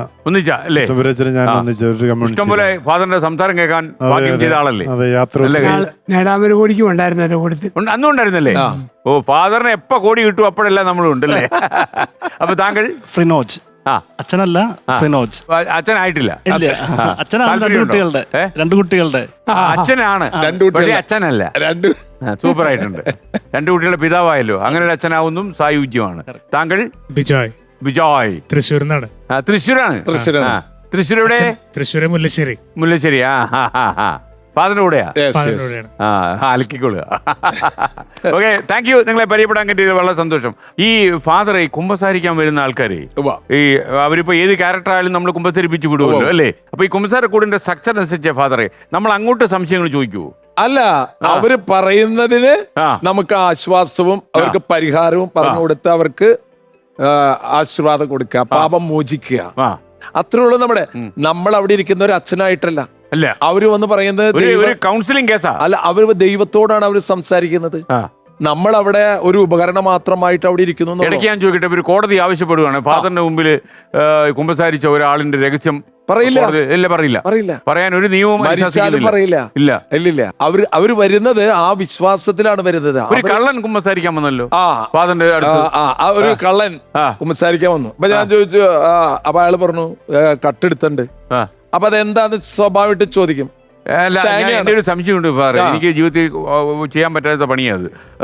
നീ എന്തിനാ ഈ പണിക്ക് പോകുന്നത്? നിനക്ക് വേറെ പണിയും ചെയ്യാൻ പറ്റില്ല, അങ്ങനെ ചോദിക്കുവോ? അങ്ങനെ ചോദിക്കില്ല ഞാൻ. അപ്പൊ ചോദിച്ചപ്പോ പറഞ്ഞു അവൻ കട്ടത് തേങ്ങയാണെന്ന് പറഞ്ഞു. അപ്പൊ ഇത് എവിടെ നിന്ന് കട്ട്? അപ്പൊ പറഞ്ഞു പള്ളിയിൽ നിന്ന് തന്നെയാ കട്ടേന്ന് പറഞ്ഞു. ഇത് ഈ പള്ളിയിൽ തന്നെയാണ് തേങ്ങ കെട്ടിട്ട് ആ അച്ഛനോട് തന്നെ വന്ന് കുമ്പസാരിക്കുക. പുറത്തേക്ക് പറയാൻ പറ്റുമോ? പറ്റില്ല. അവനാണ് കട്ടെന്നുള്ളത്. നമ്മുടെ പോക്കറ്റിൽ അടിച്ചു മാറ്റിയാൽ എന്തൊരു തേങ്ങയാടാ നീ ചെയ്യണെന്ന് ചോദിക്കായിരുന്നു. പക്ഷെ അതവിടെ ചോദിച്ചില്ല. അപ്പൊ ഞാൻ പറഞ്ഞു, അതല്ല മോനെ, അത് ശരിയല്ല, അത് നല്ലതല്ല, മനസ്സിലായ? അത് നല്ലതല്ല. അപ്പൊ പറഞ്ഞു, അല്ല അച്ചോ, അല്ല അത് നല്ലതല്ലടാ. അല്ല അച്ഛൻ, ഞാൻ പൊളിച്ചു നോക്കിട്ട് പറയാന്നു തേങ്ങ. അപ്പൊ അവന് മനസ്സിലാവണ്ടല്ല. അവൻ ശരിക്കും മനുഷ്യരുണ്ടല്ലോ, നമ്മള് പറയുന്ന ഇപ്പൊ അച്ഛൻ പറഞ്ഞു അല്ലെങ്കിൽ വേറൊരാള് പറഞ്ഞു, എല്ലാവർക്കും മനസ്സിലാവുണ്ട്. പക്ഷെ അവനത് മനസ്സിലാക്കാണ്ടിരിക്കുകയാണ് ചെയ്യണേ. നമ്മളോട് പറഞ്ഞല്ലേ നല്ലതല്ല എന്ന് പറഞ്ഞത്, ആ ചെയ്യണ പ്രവൃത്തി നല്ലതല്ല എന്ന്. അവൻ തിരിച്ചു പറയണത് പൊളിച്ചു നോക്കിയിട്ട് പറയാന്ന്. ഏത് തേങ്ങ? കറക്റ്റ്. അച്ഛൻ ഇങ്ങനെ ഏതെങ്കിലും, കാരണം അച്ഛന് വേണമെങ്കിൽ ഇവരോട് ഒരു ഫലിതമൊക്കെ പറയാമല്ലോ.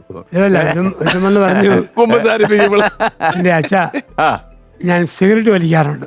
ഒരുത്തൻ പറയാ ആ. ആ ഓക്കെ, എന്താ അല്ല കുടിക്കുമ്പം മണം വരാതിരിക്കാൻ വേണ്ടി വലിക്കുന്നു.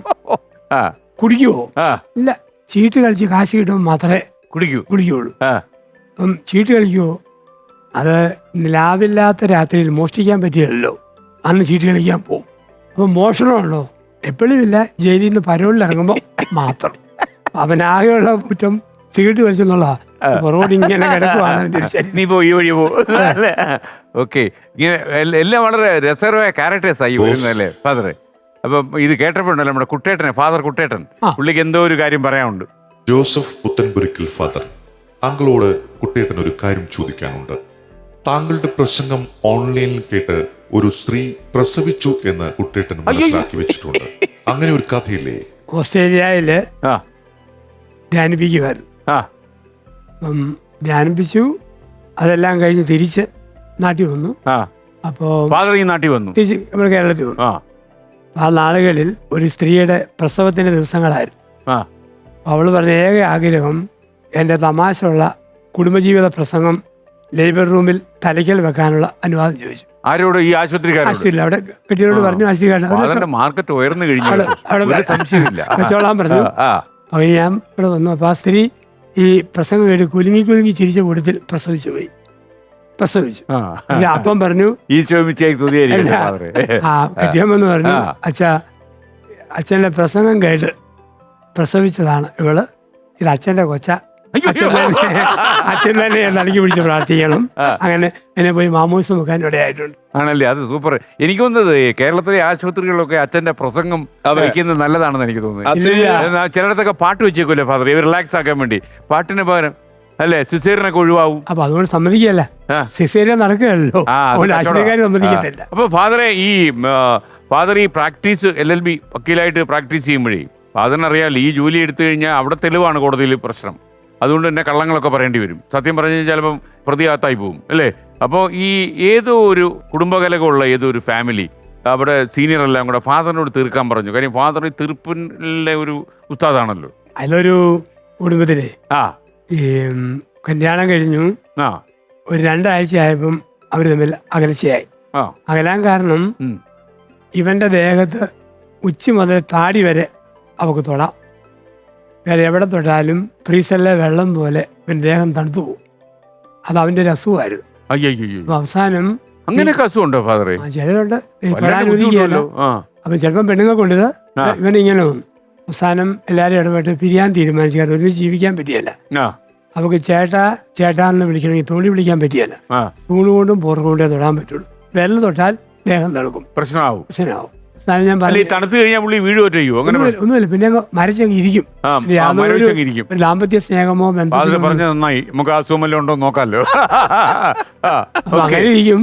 അവസാനം പറഞ്ഞത് 8-9 ദിവസം കൊണ്ട് ആ കേസ് അങ്ങ് തീർന്നു. ഫാദർ എങ്ങനെയാണ് പോകാൻ വഴി കണ്ടുപിടിച്ചത്? അല്ല പോകലല്ല, അവര് പിരിയാനല്ലാണ്ട് ഒരുമിക്കാൻ പറ്റിയ പിരിയേണ്ട രീതികളിലേക്ക് വരണമായിരുന്നു. അവരെ ഒന്നിപ്പിക്കാൻ പറ്റത്തില്ല. കാരണം ഒരു കേസ് വരുന്ന കാരണം മെഡിക്കലി ഉള്ളതാ. അപ്പൊ നമുക്ക് അങ്ങനെ പറയാൻ പറ്റുമല്ല. അങ്ങനെ പറയാൻ ചോദിപ്പിച്ചാൽ പിന്നെ പ്രശ്നം ഉണ്ടായാൽ കേസ് ഞങ്ങൾക്കെതിരെ വരും. അതാണ് സഭയിലുള്ളത്. അപ്പം തീർത്തു പോന്നു. ഒരു മാസം കഴിഞ്ഞപ്പോൾ ഒരു ഗോതത്തിൻ്റെ വലിയൊരു അലമാരി അവിടെ ഉണ്ടായിരുന്നു ആ വീട്ടിൽ. അപ്പോൾ അലമാരി അവൻ പറഞ്ഞു, നിന്റെ ഓർമ്മയ്ക്കായിട്ട് ഈ അലമാരി ഇവിടെ വെച്ചിട്ട് പോകണം. അവൾ പറഞ്ഞു, ഇറുക്കിൽ പോലും ഇടുകയല്ല, പോവാ. പിരിഞ്ഞു പോന്നു. ഞാൻ പറഞ്ഞ ഞാനെന്താ, ഒരു 3 ആഴ്ച കഴിഞ്ഞ് രാവിലെ ഒരു ദിവസം ഒരു ചെറിയ ലോറിപ്പുറത്ത് ഗോതത്തിന്റെ അലമാരി, പെണ്ണിന്റെ അപ്പൻ, 2 ചുമട്ടുകാര്. ഞാൻ ചെയ്തന്നെ, അച്ഛൻ പ്രതിഫലമൊന്നും മേടിക്കാതെ കേസ് തീർച്ചതല്ലേ, അലമാരി അവനും വേണ്ട അവക്കും വേണ്ട, അച്ഛൻ ഇരിക്കണമെന്നും പറഞ്ഞു അതിറക്കി വെച്ചിട്ട് പോയി. കുറെ നാള് പറഞ്ഞാതെ ഞങ്ങളുടെ അച്ഛന്മാര് കുർബാന കുപ്പായൊക്കെ തൂക്കിയത് ഡൈവോഴ്സ് എനിക്ക് കിട്ടി ആദ്യത്തെ പീസാണ്. അതിനകത്ത് കിട്ടി ഡൈവോഴ്സ് പീസ് അല്ലേ? ഓക്കെ, അത് സൂപ്പറായി ഫാദർ. എന്തായാലും അല്ല ഫാദറെ, ഈ കോടതി കയറുമ്പോൾ നമുക്ക് ഇതിടാൻ പറ്റത്തില്ലല്ലോ. അപ്പം പക്ഷേ ഇരിക്കുന്ന ജഡ്ജിക്ക് അറിയാമല്ലോ ഫാദറാന്നുള്ളത്. അല്ല, കോടതി കയറുന്ന അച്ഛന്മാരും കോട്ടിടും. ഞാൻ കോടതി പോകുന്നില്ല. എനിക്ക് എന്തെങ്കിലും വന്നാൽ സീനിയേഴ്സിന് റെഫർ ചെയ്ത് ഫാദർ ഒന്ന് കോടതി പോകണം. അതൊരു രസമായിരിക്കും. കാര്യം എന്താ അറിയോ, ഇപ്പൊ കോടതിയിൽ ഒരു തമാശ പറയുകയൊക്കെ ചെയ്യല്ലോ. എത്രയോ ജഡ്ജിമാരുണ്ട് ഈ തമാശ കേൾക്കാനൊക്കെ താല്പര്യമുള്ളത്. അപ്പൊ മാത്രമല്ല ഈ അവിടുത്തെ ഈ ടെൻസ് അറ്റ്മോസ്ഫിയർ ഒന്ന് റിലാക്സ് ചെയ്യാനേ ഫാദറിന്റെ സംസാരം നല്ലതായിരിക്കും. അതിലൂടെ ഫാദറിന് പറയേണ്ട കാര്യങ്ങളൊക്കെ പറയുകയും ചെയ്യാം. ഞങ്ങളുടെ അച്ഛൻ വണ്ടി ഇടിച്ച് മരിച്ചേ. നീ വല്ല കോടതിയിലാവും. വണ്ടി ഇടിച്ച് മരിച്ചപ്പം കോട്ടയത്തെ കോടതിയിലാണ്. അതിന്റെ അച്ഛനുള്ള പൈസ വന്നു. അപ്പം അന്ന് ഞാൻ സഭയുടെ ഫംഗ്ഷനാണ്. ഞാൻ കോടതി ഹാജരായി ഈ അച്ഛന്റെ പൈസ മേടിക്കാൻ വേണ്ടി.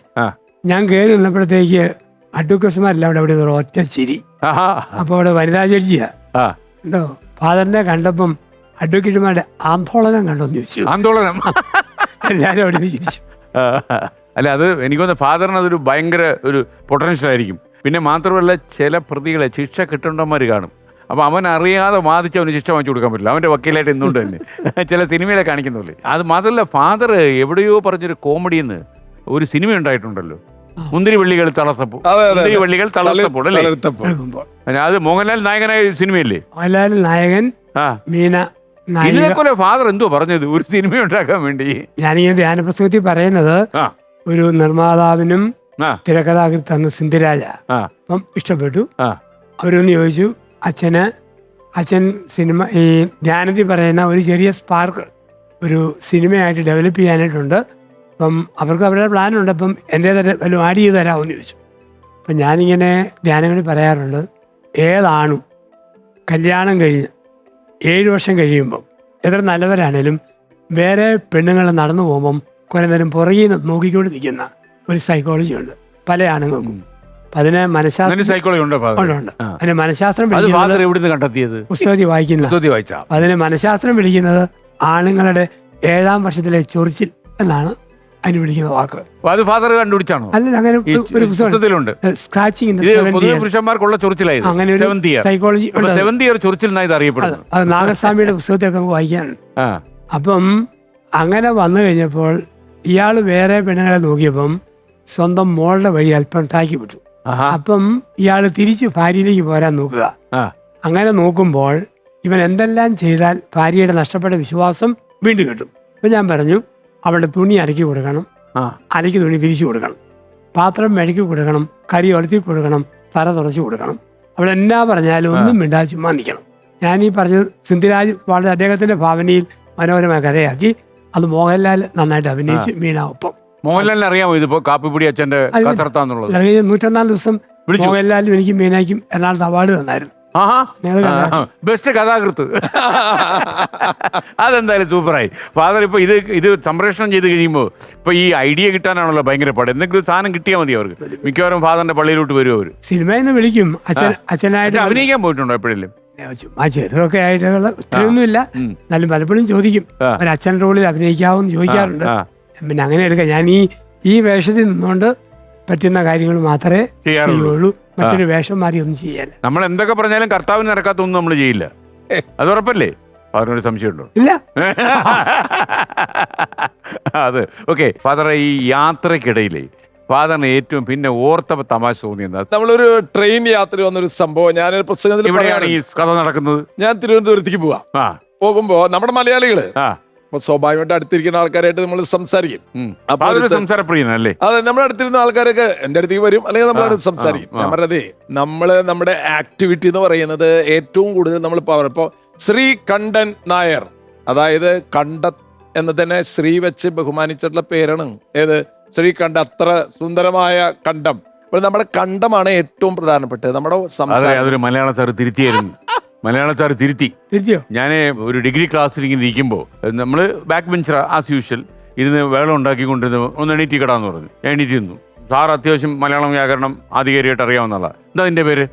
ഞാൻ പറഞ്ഞു ശ്രീകണ്ഠൻ. മുഴുവൻ പേര് എന്തോന്ന് ചോദിച്ചു. അപ്പോൾ ഞാൻ ശ്രീകണ്ഠൻ നായർ എന്ന് പറഞ്ഞു. എന്നിട്ട് ഞാൻ സാറിനിട്ടൊരു മലയാളം കൊടുത്തു. ഐശ്വര്യം കഴുത്തിലുള്ളവൻ ആരോ അവൻ ശ്രീകണ്ഠൻ. സമാസം ബഹുബ്രി. മലയാളത്താനോട് അടിച്ചു കൊടുത്ത്. അപ്പൊ ബഹുബ്രി അല്ല അതിന്റെ സമാസം. അപ്പൊ പുള്ളി പറഞ്ഞു, എടാ മണ്ട, അതിന്റെ സമാസം അതല്ലെന്ന് പറഞ്ഞേ, നിനക്ക് തെറ്റിപ്പോയി. വിഷം കഴുത്തിലുള്ളവൻ ആരോ അവൻ നീലകണ്ഠനല്ലേ ശ്രീകണ്ഠൻ. അത് വെച്ചിട്ട് നിനക്ക് അതാ അപ്പീരിച്ചിരുന്നു അവിടെ. ഞാൻ അതുവരെ ഒന്ന് വെയിറ്റ് നടക്കുകയായിരുന്നു. ഐശ്വര്യം അതിന്റെ സമാസവും കണ്ടുപിടിച്ചു കൊടുത്തല്ലോ. അത് ഇനി അച്ഛന്റെ കാര്യം. അങ്ങനെ ഒരു കഥയായിട്ടിരുന്നു. യാത്രയിൽ ഇങ്ങനെ അടുത്തിരുന്ന് സംസാരിക്കുമ്പോ ഒരു തന്നെ ഒരു ബീഡി എടുത്ത് അപ്പൊ അവന് കത്തിക്കണം. അപ്പൊ അടുത്ത ആളോട് ചോദിക്കണം, തീപ്പെട്ടി ഉണ്ടോ? പറയല്ലേ, ഞാൻ വലിക്കില്ല. അപ്പൊ അടുത്ത ആളോട് ചോദിച്ചു, ഇല്ല തീപ്പെട്ടി ഉണ്ടോ? അയ്യോ ഇല്ല, എന്റെ കയ്യിൽ വലിയില്ല. ഇയാള് കംപ്ലീറ്റ് നടന്ന് തീപ്പെട്ടി ഉണ്ടോന്ന് തപ്പിക്കൊണ്ടിരിക്കുക. അടുത്ത കമ്പാർട്ട്മെന്റിലേക്ക് പോയി ആള് തിരിച്ചു വന്നു. എടാ എൻ്റെ അടുത്ത് അവന് തീപ്പെട്ടി കിട്ടിയോ? ഒരെണ്ണത്തിന് തീപ്പെട്ടിയില്ല അച്ഛാ, എന്താ ചെയ്യാ? അപ്പൊ എന്റെ തീപ്പെട്ടി തന്നെ എടുക്കാലേ. അപ്പോഴാടാ അപ്പൊ തന്റെ കയ്യിൽ തീപ്പെട്ടി ഉണ്ടാ? ചുരു കൊള്ളി വെറുതെ കളയണ്ടല്ലോ. ഭയങ്കരമായിട്ടുള്ള മനുഷ്യ. അതായത് നമ്മൾ ഞാൻ വിശുകൊള്ളവനെയൊക്കെ കണ്ടാ കുളിക്കണം. അല്ല അത് ഞാൻ പറഞ്ഞത് സൂപ്പറായിട്ട് 3 നേരം കുളിക്കണം. ഈ മറ്റുള്ളവർക്ക് കൊടുക്കുന്നതിൽ നമുക്ക് സന്തോഷം കണ്ടെത്തും. ഇപ്പൊ നമ്മളെ ഇപ്പൊ ഈ ഓരോ എപ്പിസോഡുകളാണെങ്കിലും എന്ത് സിനിമകളാണെങ്കിലും നമ്മൾ കൊടുക്കുകയാണ് ജനങ്ങൾക്ക്. അവിടെ ഹൃദയത്തിന് സ്നേഹവും സന്തോഷവും കൊടുക്കുകയാണ്. ആൾക്കാരുടെ നേച്ചർ എന്ന് വെച്ചാൽ ഇപ്പൊ ആരുടെ കയ്യിൽ നിന്ന് എന്തെങ്കിലും തട്ടിച്ചെടുക്കുക, ഇപ്പോ അധ്വാനിക്കാണ്ട് പണം ഉണ്ടാക്കുക, അതെന്തിനത്? നമ്മൾ മറ്റുള്ളവർക്ക് കൊടുക്കുമ്പോൾ തന്നെ നമ്മുടെ ജീവിതത്തിൽ എല്ലാം ഉണ്ടാകും. ഇപ്പോൾ ജോസഫ് അച്ഛൻ്റെ കാര്യം, ജോസഫ് അച്ഛന് കൊടുക്കുന്നുണ്ട്. ഇപ്പൊ നേരത്തെ പറഞ്ഞില്ലേ എന്തെല്ലാം കാര്യങ്ങൾ ജനങ്ങൾക്ക് കിട്ടുന്നത്. മാത്രമല്ല ഫാദറെ, ഈ ചെറിയൊരു കാലത്തിനിടയ്ക്ക് എത്രയോ പേരുടെ ദാമ്പത്യം ഒരു പരിവാക്കി കൊടുത്തു. അവസാനത്തെ വാക്ക് വേണമെങ്കിൽ ഒന്ന് മാറ്റാം, അതൊന്ന് മാറ്റാം, ഒരു നേരെയാക്കി കൊടുത്തു എന്നുള്ള രീതിയിൽ മാറ്റാം അല്ലേ, റീപ്ലേസ് അല്ലേ. ഓക്കെ. മാത്രമല്ല ഫാദറിന്റെ പ്രസംഗത്തിന്റെ ഒരു പ്രത്യേകത, അതിനകത്ത് ഹ്യൂമർ ഉണ്ടെങ്കിൽ അതിലൊരു ഇൻസൈറ്റ് ഉണ്ട്. അത് വെറും വെളിപ്പല്ല. വെറും വെളിപ്പാണെങ്കിൽ ആൾക്കാർ തള്ളിക്കളഞ്ഞേനെ. പ്രീതച്ഛൻ്റെ സിനിമ പോലെ തമാശ ഉണ്ടെങ്കിലും അതിന്റെ അടിയിലൊരു നൊമ്പരം കാണും എന്ന് പറയുന്ന പോലെ. കാപ്പിപ്പൊടി അച്ഛോ, അച്ഛൻ നീണാൾ പാടട്ടെ. ഓക്കെ. കാര്യം അച്ഛനെ ഈ മണ്ണിൽ ആവശ്യമുണ്ട്. ഞാൻ പറയുന്നത് ഫാദറെ, നിങ്ങളുടെ വിശ്വാസവും സഭാവിശ്വാസവും ഒക്കെ വെച്ചിട്ട് ആലോചിക്കുമ്പോഴേ ഈ ഒരു മനുഷ്യൻ അവൻ്റെ ഈ മണ്ണിലെ ചെറിയ ജീവിതത്തിൽ കാണിക്കുന്ന കുരുത്തക്കേടിന് അവനെ അവസാനത്തെ വലിക്ക് മറുപടി പറയേണ്ടി വരില്ലേ? അവന് ജീവിതം കൊണ്ട് അതൊക്കെ മാറ്റിമറിക്കാൻ പറ്റും. പറ്റും. ആ, അതായത് നമ്മൾ എന്തെല്ലാം കുരുത്തക്കേട് കാണിച്ച മനുഷ്യരാണെങ്കിലും അവന്റെ ഇനിയുള്ള ജീവിതം കൊണ്ട് കംപ്ലീറ്റ് മാറ്റി കളയാൻ പറ്റും. അതാണ് മനുഷ്യന്റെ പവർ എന്ന് പറയുന്നത്. ഒരാള് എന്നോട് പറഞ്ഞു, കല്യാണം കഴിച്ചിട്ട് ഇയാള് ഒരു സന്യാസിയാണ്. ചോദിച്ചു, എന്താ നിങ്ങൾ കല്യാണം കഴിക്കാത്തതെന്ന് ശിഷ്യൻ ചോദിച്ചപ്പോ പറഞ്ഞെന്താണെന്നറിയോ? ഞാൻ എല്ലാം തികഞ്ഞൊരു പെണ്ണിനെ അന്വേഷിച്ച് നടക്കായിരുന്നു. എന്നിട്ട് കിട്ടിയില്ലേ? എന്തോരം പെണ്ണുങ്ങളുണ്ട്, അവസാനം കിട്ടി. അവന്ന കല്യാണം കഴിക്കായിരുന്നില്ലേ? ഞാൻ അവളോട് പറഞ്ഞു, ഞാൻ എല്ലാം തികഞ്ഞൊരു പെണ്ണിനെ കണ്ടത് നിങ്ങളിലാണ്, അപ്പൊ കല്യാണം കഴിക്കാം. അപ്പൊ അവള് പറഞ്ഞു, ഞാൻ എല്ലാം തികഞ്ഞൊരു പുരുഷനെ തപ്പി നടക്കുകയാണ്, ആളെ കിട്ടുമ്പോ ഞാൻ കല്യാണം കഴിക്കാന്ന് പറഞ്ഞു. അതായത് എല്ലാം തികഞ്ഞവരാരും ഇല്ല. അതാണ് നമ്മൾ മനസ്സിലാക്കുന്നത്. നമ്മള് മനുഷ്യരോട് എനിക്ക് പറയാനുള്ളത്, നമ്മൾ വിചാരിക്കും നമ്മൾ ഇതിൽ കുറവില്ലാത്തവരാരുള്ളേ? ആരുമില്ല. പക്ഷെ നമുക്കതൊക്കെ തിരുത്താൻ പറ്റും. ഇപ്പൊ അച്ഛനാണെങ്കിൽ ഞാനാണെങ്കിൽ പറയുന്നത് നിങ്ങളെല്ലാം പെർഫെക്റ്റ് ആണെന്നല്ല, കുറവുകളുണ്ട്. ഇപ്പൊ അച്ഛൻ പറയുന്ന ഓരോ കാര്യത്തിൽ ദാമ്പത്യ ജീവിതത്തിൽ എന്തെല്ലാം കുറവുകൾ, പക്ഷെ നമുക്ക് തിരുത്താൻ പറ്റും, എല്ലാം തിരുത്താൻ പറ്റും. ഫാദറിനെ തിരുത്തിയൊരാരെങ്കിലും ഉണ്ടോ? ഇതുവരെ അങ്ങനെ ഒന്നും പ്രത്യേകിച്ച് ആരും ഒന്നും പറഞ്ഞിട്ടില്ല. ഫാദറിനതുണ്ടാവും. എനിക്ക് തോന്നുന്നത് ജീവിതത്തിൽ ആരെങ്കിലും കയറി തിരുത്തുവെന്നാണ് എനിക്ക് തോന്നുന്നത്. അല്ലേ? പൊതുവേ എങ്ങനെയാ ഫാദർ ഒരു ടെൻഷന്റെ ആളാണോ? ടെൻഷനില്ല. ഞാനും അച്ഛനെ പോലെയൊക്കെ സ്ഥിരം ഒരു യാത്രക്കാരൻ. യാത്രയെ കാണുന്ന എല്ലാമാണ്. പിന്നെ ധ്യാനങ്ങളിൽ കൊണ്ടുവരും. ഞാൻ പോയ യാത്രയിൽ ഏറ്റവും ഓർമ്മയുള്ളത് പപ്പുവ ന്യൂഗിനിയയിലായിരുന്നു. അതെവിടെയാണ് സ്ഥലം? Solomon island. സോളമൻ. സിംഗപ്പൂരിൽ നിന്ന് 8 മണിക്കൂർ പോകുമ്പോൾ അത് കഴിഞ്ഞാൽ പിന്നെ ഓസ്ട്രേലിയ ആയിരുന്നു. അവിടെ നമ്മുടെ അച്ഛന്മാർ ജോലി ചെയ്യുന്നുണ്ട്. അപ്പം ഒത്തിരി ഗോത്രവർഗക്കാരായ ആൾക്കാരാണ്. അവിടുത്തെ മരണത്തിന്റെ കർമ്മങ്ങൾ എപ്പോഴും ഞാൻ ഓർത്തിച്ചിരിക്കാറുണ്ട്. ഒരു ഡെഡ് ബോഡി പ്ലെയിനെ കൊണ്ട് ഇറക്കിയപ്പം 200 പേര് കരയാൻ വേണ്ടി കൂലിക്ക് നിൽപ്പുണ്ട്. അപ്പം വീട്ടിൽ വരെ അവര് പൈസ മേടിച്ചുകൊണ്ട് ഇയാൾക്ക് വേണ്ടി കരഞ്ഞ് വീട്ടിൽ കൊണ്ടുചെല്ലും. എന്നിട്ട് ഈ അവിടെ ഫ്രീസറോ അങ്ങനത്തെ ഒരു സംവിധാനമില്ല. പ്രത്യേക ഒരു ഓയിലിനകത്ത് ഈ ശവം ഇട്ട് വെക്കും. 3 ദിവസം അതിനകത്ത് ഇങ്ങനെ മരപ്പിച്ച് കിടക്കും ഈ ശവം. 4-ാം പൊക്കം അത് എടുത്ത് അടക്കും. പക്ഷെ ഈ 3 ദിവസങ്ങളിൽ അവിടുത്തെ ഒരു രീതി, അത് ക്യാൻഡിൽ നൈറ്റ് എന്ന് പറയുന്ന രാത്രികളാണ്. ആ നാളുകളിൽ ഒരു ഭർത്താവാണ് മരിച്ചതെങ്കിൽ ഭാര്യ മരിച്ചുപോയ കെട്ടിയവന്മാരെല്ലാം കൂടി ഒരുമിച്ച് കൂടും. കെട്ടിയവന്മാർ മരിച്ചുപോയ ഭാര്യമാർ ഒരുമിച്ച് കൂടും. ഈ 3 ദിവസങ്ങളിൽ അവർക്ക് അതിരാത്രി പോലെ സെലിബ്രേറ്റ് ചെയ്യാം. ഭാര്യ നഷ്ടപ്പെട്ട കെട്ടിയവന്മാർക്കും കെട്ടിയ നഷ്ടപ്പെട്ട ഭാര്യയ്ക്കും അങ്ങനെ കൂടാം. ഒരു സ്ഥലത്ത് ഞാനത് പറഞ്ഞു. ഒരു പ്രായമുള്ള അങ്കിള് ചോദിച്ചു, ആ രാജ്യം ഉണ്ടോ, വിസ കിട്ടാൻ സാധ്യതയുണ്ടോ? അങ്ങോട്ടൊന്ന് പോകാനായിട്ടല്ലേ? ഓക്കെ. അത് കിടില്ല. ഫാദറെ, ഈ അച്ഛന്മാരെ പ്രസംഗിക്കുമ്പോൾ കണ്ണടയ്ക്കരുത് എന്നൊരു നല്ല ഒരു ദിവ്യ ഉപദേശം ഫാദർ കൊടുത്തിട്ടുണ്ട്. എന്തായിരുന്നു എന്റെ പുരാണം? നമ്മളെ ആവേശത്തിൽ ഇങ്ങനെ പ്രസംഗിച്ച് പോകുമ്പോണ്ടല്ല, നമ്മളെ കണ്ണടച്ച് ഇങ്ങനെ പ്രസംഗിച്ചു പോകും. ആൾക്കാരെന്താന്ന് വെച്ച് കഴിഞ്ഞാല് അച്ഛൻ എപ്പോഴാ കണ്ണടക്കണേന്ന് നോക്കിയിരിക്കുകയാണ്. കണ്ണടച്ച് പ്രസംഗിച്ചു കഴിഞ്ഞാൽ അച്ഛൻ കണ്ണ് തുറന്ന് നോക്കിയപ്പോ പള്ളിയിൽ ആരുമില്ല. പള്ളിയിലൊക്കെ സ്ഥലം വിട്ട് കഴിഞ്ഞു. അപ്പൊ നമ്മള് ജീവിതത്തിൽ മനസ്സിലാക്കേണ്ടത് അവരുടെ കണ്ണുകളിലേക്ക് നോക്കിയാൽ പലപ്പോഴും പ്രാർത്ഥിക്കാനും പ്രസംഗിക്കുന്ന സമയത്ത് പ്രാർത്ഥിക്കുമ്പോൾ അതിന്റെ ആൾക്ക് മുഖത്തും സങ്കടങ്ങള്, പലരുടെയും മനസ്സിൽ നിന്ന് സന്തോഷം പോയിരിക്കുകയാണ്. ഞാൻ ആലോചിക്കും ഇവരുടെയൊക്കെ എന്ത് പറ്റും ഇവർക്കൊക്കെ. ഇവരെ പോയി നമ്മുടെ വീടുകളിൽ നിന്നൊക്കെ വരുന്ന ആൾക്കാർ ഇപ്പൊ കുർബാനയൊക്കെ ചെല്ലുമ്പോണ്ടല്ലോ, വന്നിരിക്കുന്ന ആൾക്കാർ മുഖത്ത് നോക്കുമ്പോ അവർക്ക് എന്ത് തമാശ പറഞ്ഞാലും ചിരിക്കില്ല. കാരണം അവരുടെ വീടുകളിൽ ആ സ്പിരിറ്റ് നഷ്ടപ്പെട്ടു. ശരിക്കും അവരുടെ ഉള്ളില് ശരിക്കും സന്തോഷം, അവരുടെ വീടുകളിൽ കുട്ടികളോടുകൂടെ കളിക്കണം. എനിക്ക് ഓർമ്മ നമ്മുടെ ഉണ്ണിരാജ, നമ്മുടെ SP ആയിരുന്ന കാലത്ത് ഞാൻ തൃശ്ശൂർ അദ്ദേഹത്തിനെ കാണാൻ പോയപ്പോ അദ്ദേഹം കുമ്പിട്ട് നിന്നിട്ട് ആന കളിക്കാണ്, പുറത്ത് കുട്ടി ഇരിക്കാണ്. അപ്പൊ ഞാൻ പറഞ്ഞു ഇതുപോലെ നമ്മുടെ വീടുകളിലെ മാതാപിതാക്കള് ഒരു സന്തോഷകരമായ അന്തരീക്ഷം ടെൻഷൻ, ഒരു കാര്യമില്ലെങ്കിലും ടെൻഷൻ.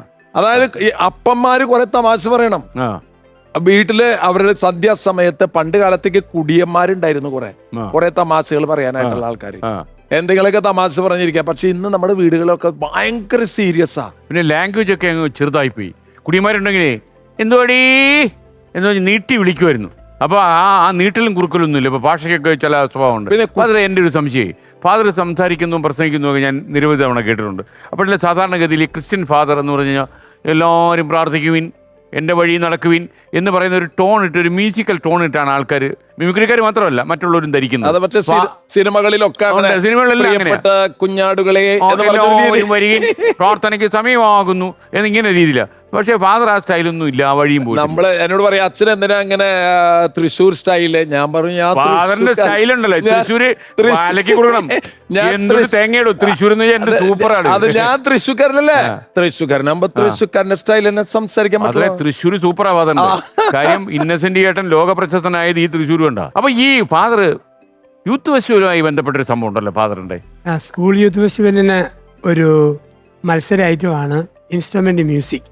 1974 കാലഘട്ടത്തിൽ നമ്മളെവിടെ ഉള്ളത്? 8ാം ക്ലാസ്സിൽ. 8ാം ക്ലാസ്സിലാ? വലിയ വാള ക്രിസ്ത്യരായ സ്കൂളില് 8ാം ക്ലാസ്സിൽ അപ്പം പഠിക്കുമ്പം ഇൻസ്ട്രുമെന്റ് മ്യൂസിക് എന്ന് പറയുമ്പം ഇന്നത്തെ പോലെ സാറന്മാരൊന്നും ഗൈഡ് ചെയ്യല, അവനവന്റെ കലയനുസരിച്ച് പ്രകടനം നടത്തുക. മനോധർമ്മം. അതെ. അപ്പൊ ഞാൻ ഓർത്തു, അപ്പം അന്ന് ഹാർമോണിയം പഠിക്കുന്ന കാലമാണ്.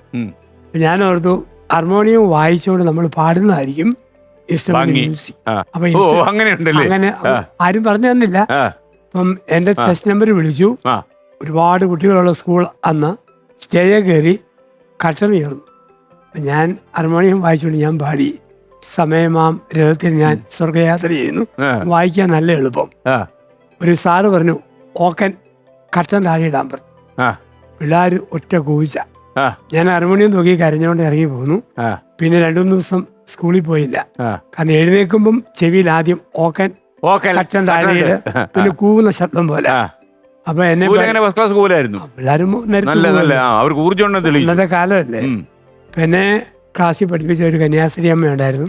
അവര് 3-ാം ദിവസം വീട്ടിൽ വന്നിട്ട് പറഞ്ഞു, മോനെ കുട്ടികൾ കൂവിയതുകൊണ്ടോ സാറ് പറഞ്ഞതുകൊണ്ടോ അങ്ങനെ ചമുവൊന്നും വേണ്ട, പല പ്രാവശ്യം തോക്കുമ്പോഴാണ് ജയിക്കുന്നത്. അപ്പം മോന് നന്നായിട്ട് പള്ളിയിലൊക്കെ വായിക്കുമല്ലോ, അതുകൊണ്ട് ലേഖനം, ഉപന്യാസം, കവിത അങ്ങനെയൊക്കെ എഴുതി പഠിക്കുക. തന്നെയുമല്ല മോൻ്റെ 2ലെയും പാട്ട് കേട്ടിട്ട് സംഗീതം അത്ര ചേർന്നാന്ന് തോന്നുന്നില്ല, പാട്ടായിരിക്കും നല്ലത്, പ്രസംഗമാണ് നല്ലത്. അങ്ങനെ തിരുത്തലുണ്ടായ അവസരമാണ്. ഫാദർ കരാട്ടെ പിടിച്ചിട്ടുണ്ടോ? പിന്നെ എന്റെ അമ്മ ചുമ്മാ അല്ല, കരാട്ടെ പിടിച്ചോ?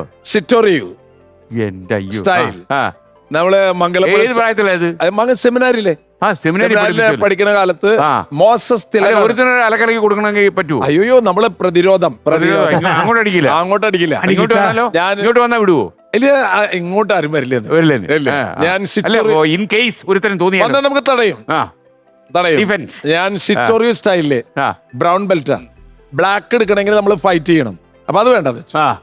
മോസസ് എന്തെങ്കിലും പ്രയോജനം ഉണ്ടായിട്ടുണ്ടോ? ഷട്ടിൽ കളിക്കിട്ട് അത് കെട്ടിയിട്ട് അത് മാത്രമേ ഉള്ളൂ പ്രയോജനം. ഫാദർ ഇങ്ങനെ ആയോധന കലയിലൊന്നും പോയിട്ടില്ല, അതുകൊണ്ടുള്ള ആയോധനം മാത്രമേ ഉള്ളൂ. വോളിബോള്, ചെസ്, ടേബിൾ ടെന്നീസ്, ഇത്ര ഇഷ്ടമാണ്. അപ്പോ ഫാദറെ, നമ്മൾ ഈ 1 കോടിയിലേക്ക് കടക്കുന്നതിന് മുമ്പ് കഴിഞ്ഞ തവണ വന്നപ്പോഴേ 5 ലക്ഷത്തിന്റെ ചോദ്യത്തിന്റെ അവിടെ വന്ന ഫാദറിന് തെറ്റി. അതിനുശേഷം നമ്മൾ മത്സരം അവസാനിപ്പിച്ച് ഫാദർ മടങ്ങി, ഞാൻ ഒടുങ്ങി. ഓക്കെ, അതിനുശേഷം ഫാദറിന് എന്തോ പറ്റിയതായിട്ട് ഞാൻ കേട്ടു. 5 ലക്ഷം വന്നപ്പോഴേ വേണേ ക്വിറ്റ് ചെയ്യാമെന്ന് പറഞ്ഞു. അല്ലെങ്കിൽ ഇപ്പം 7 സ്ഥലങ്ങൾ ഒരു ഫുട്ബോൾ ടീമിന്റെ ആയിരുന്നു. അപ്പം സഹായിച്ചു 2 സ്ഥലം ബാക്കി 5 ശരിയല്ലാന്ന് ഹെൽപ്പ് കിട്ടി. ആ അപ്പൊ അത് യുഗോസ്ലോവിയയും ഹംഗറിയായിരുന്നു. ഒരു ഫുട്ബോൾ ജയിച്ചതിൻ്റെയാ. ആ അപ്പൊ 5 ലക്ഷം രൂപ എൻ്റെ കൂടെ തന്നു ആ കറൻസി. അതെ അപ്പം ഇഷ്ടമുള്ളത് വെച്ചു.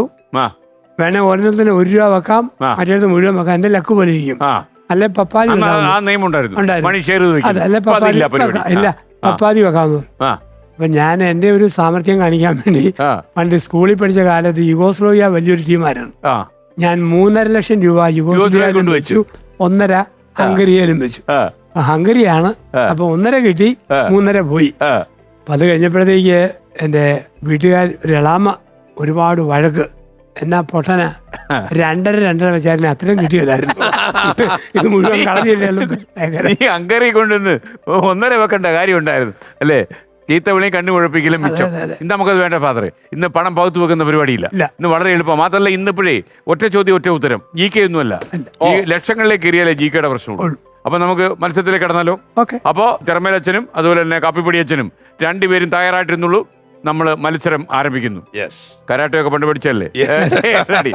അപ്പൊ റെഡി. 3 ഹെൽപ്പ് ലൈൻ ഉണ്ട് ഫാദറെ. ഒന്ന് നമ്മുടെ കുട്ടേട്ടൻ, ഒന്ന് നമ്മുടെ PSC രാജു. ഈ PSC പരീക്ഷ എഴുതിക്കാനുള്ള വിദ്യാർത്ഥികളെ ശരിയാക്കാൻ വേണ്ടിയുള്ള ഇൻസ്റ്റിറ്റ്യൂട്ട് നടത്തുക. അവരെഴുതുന്ന പരീക്ഷ എല്ലാം ജയിക്കും. പുള്ളി എഴുതിയുമ്പോൾ തോറ്റുപോകും. തലയിലെഴുത്ത്. അതാണ് അവർ പുള്ളിയുടെ പ്രശ്നം.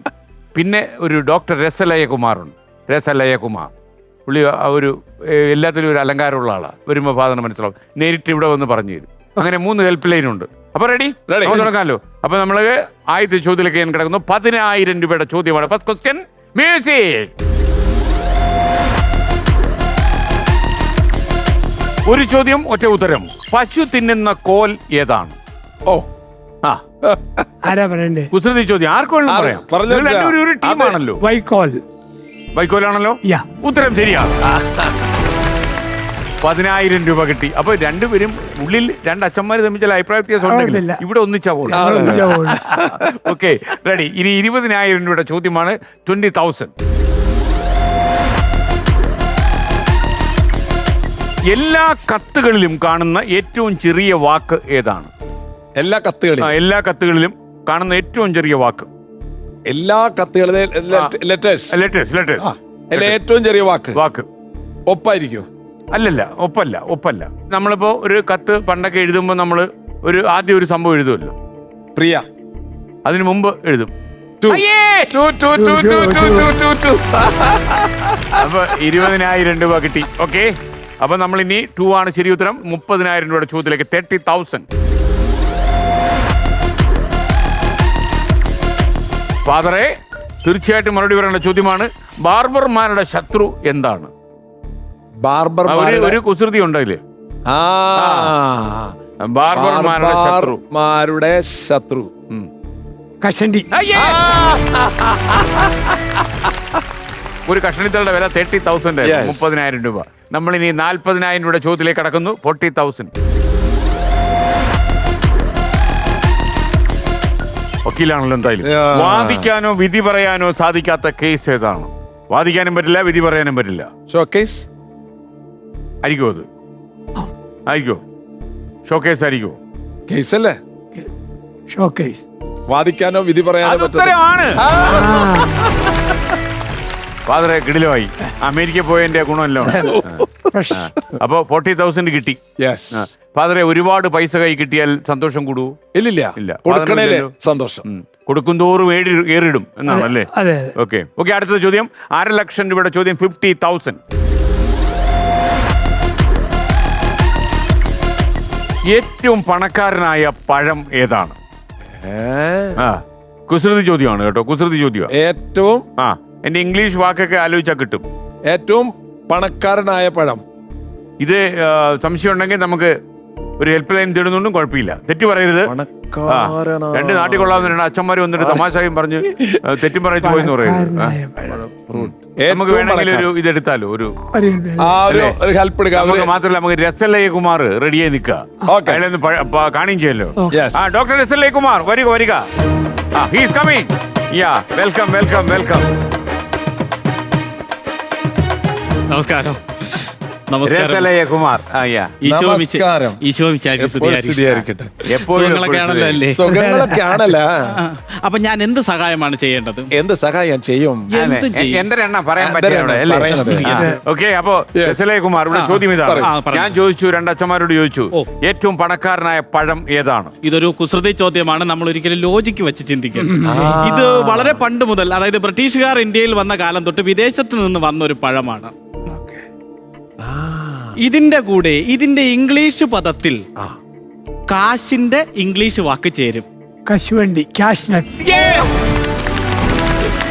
അച്ഛോ, ഞാൻ എന്തായാലും ഇവിടെ വന്നു. Thank you Kumar. ഈ ഒരു സഹായം ഒരിക്കലും മറക്കില്ല. ഈ ഒരു നിമിഷത്തിൽ അച്ഛനെ കാണാൻ കഴിഞ്ഞാൽ ഒരുപാട് സന്തോഷമുണ്ട്.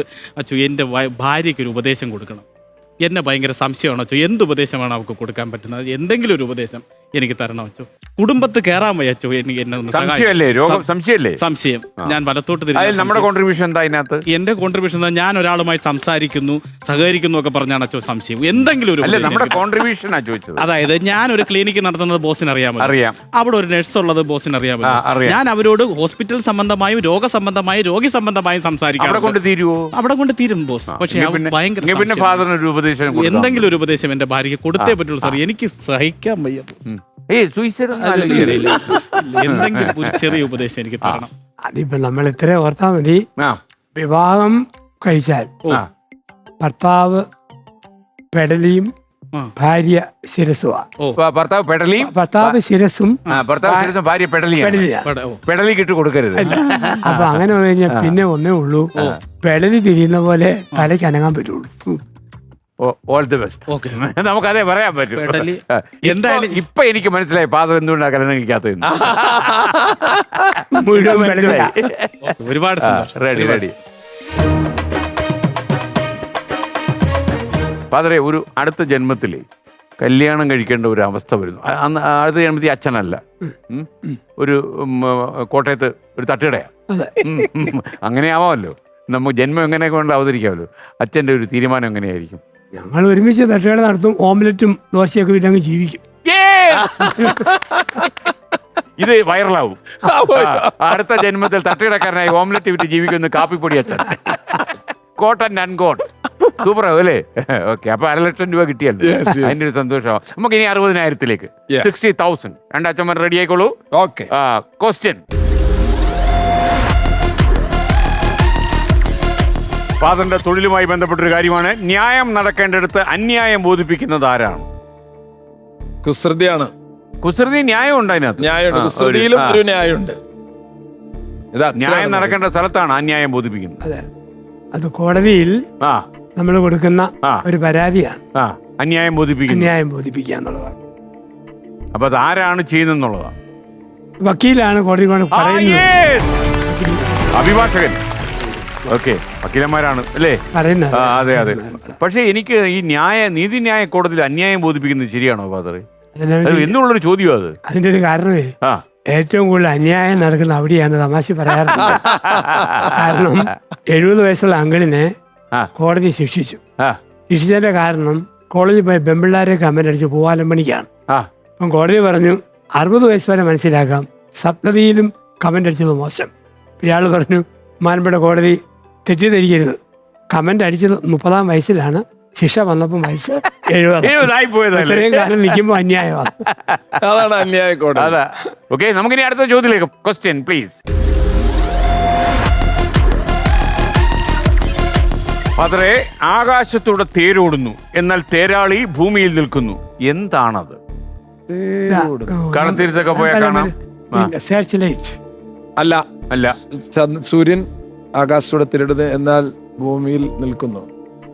ഫ്ലൈറ്റ് ഇവിടെ ഉറച്ചു നിൽക്കുന്നു, ആകാശത്തോടെ പോകുന്നു. നിങ്ങൾക്ക് കിട്ടിയോ? പട്ടം. പട്ടം പറത്തുന്നത്. ഇവർക്ക് കിട്ടിയായിരുന്നു കേട്ടോ. ഒരു ബുദ്ധിരാക്ഷസന്മാരാ. ഓക്കെ. അച്ഛന്റെ കണക്കൂട്ടലൊക്കെ എങ്ങനെയാ? തെറ്റി പോറുണ്ടോ? റേഞ്ചിനപ്പുറത്തേക്ക് പോവാറില്ല അല്ലേ? എവിടെ വരെ പോകും? റേഞ്ച് എത്ര വരെ പോകും? ഇങ്ങനെ പോട്ടെ അല്ലേ? നമ്മുടെ വയസ്സിന്റെ കടന്നു 60 കടന്നു 70. ജീവിതത്തിൽ ഏറ്റവും പേടിക്കുന്നത് എന്തുവാ? പേടിയുണ്ടോ? രാത്രി കിടന്ന ഉറക്കമൊക്കെ വരുന്ന കൂട്ടത്തിൽ പാമ്പിനെ പേടിയുണ്ട്. പാമ്പിന് പേടിയുണ്ടല്ലേ? 80,000. Question please. നിവർത്താനും മടക്കാനും പറ്റാത്ത ഈ കുട കേരളത്തിൽ മാത്രമേ ഉള്ളൂ. ഇരിഞ്ഞാലക്കുട.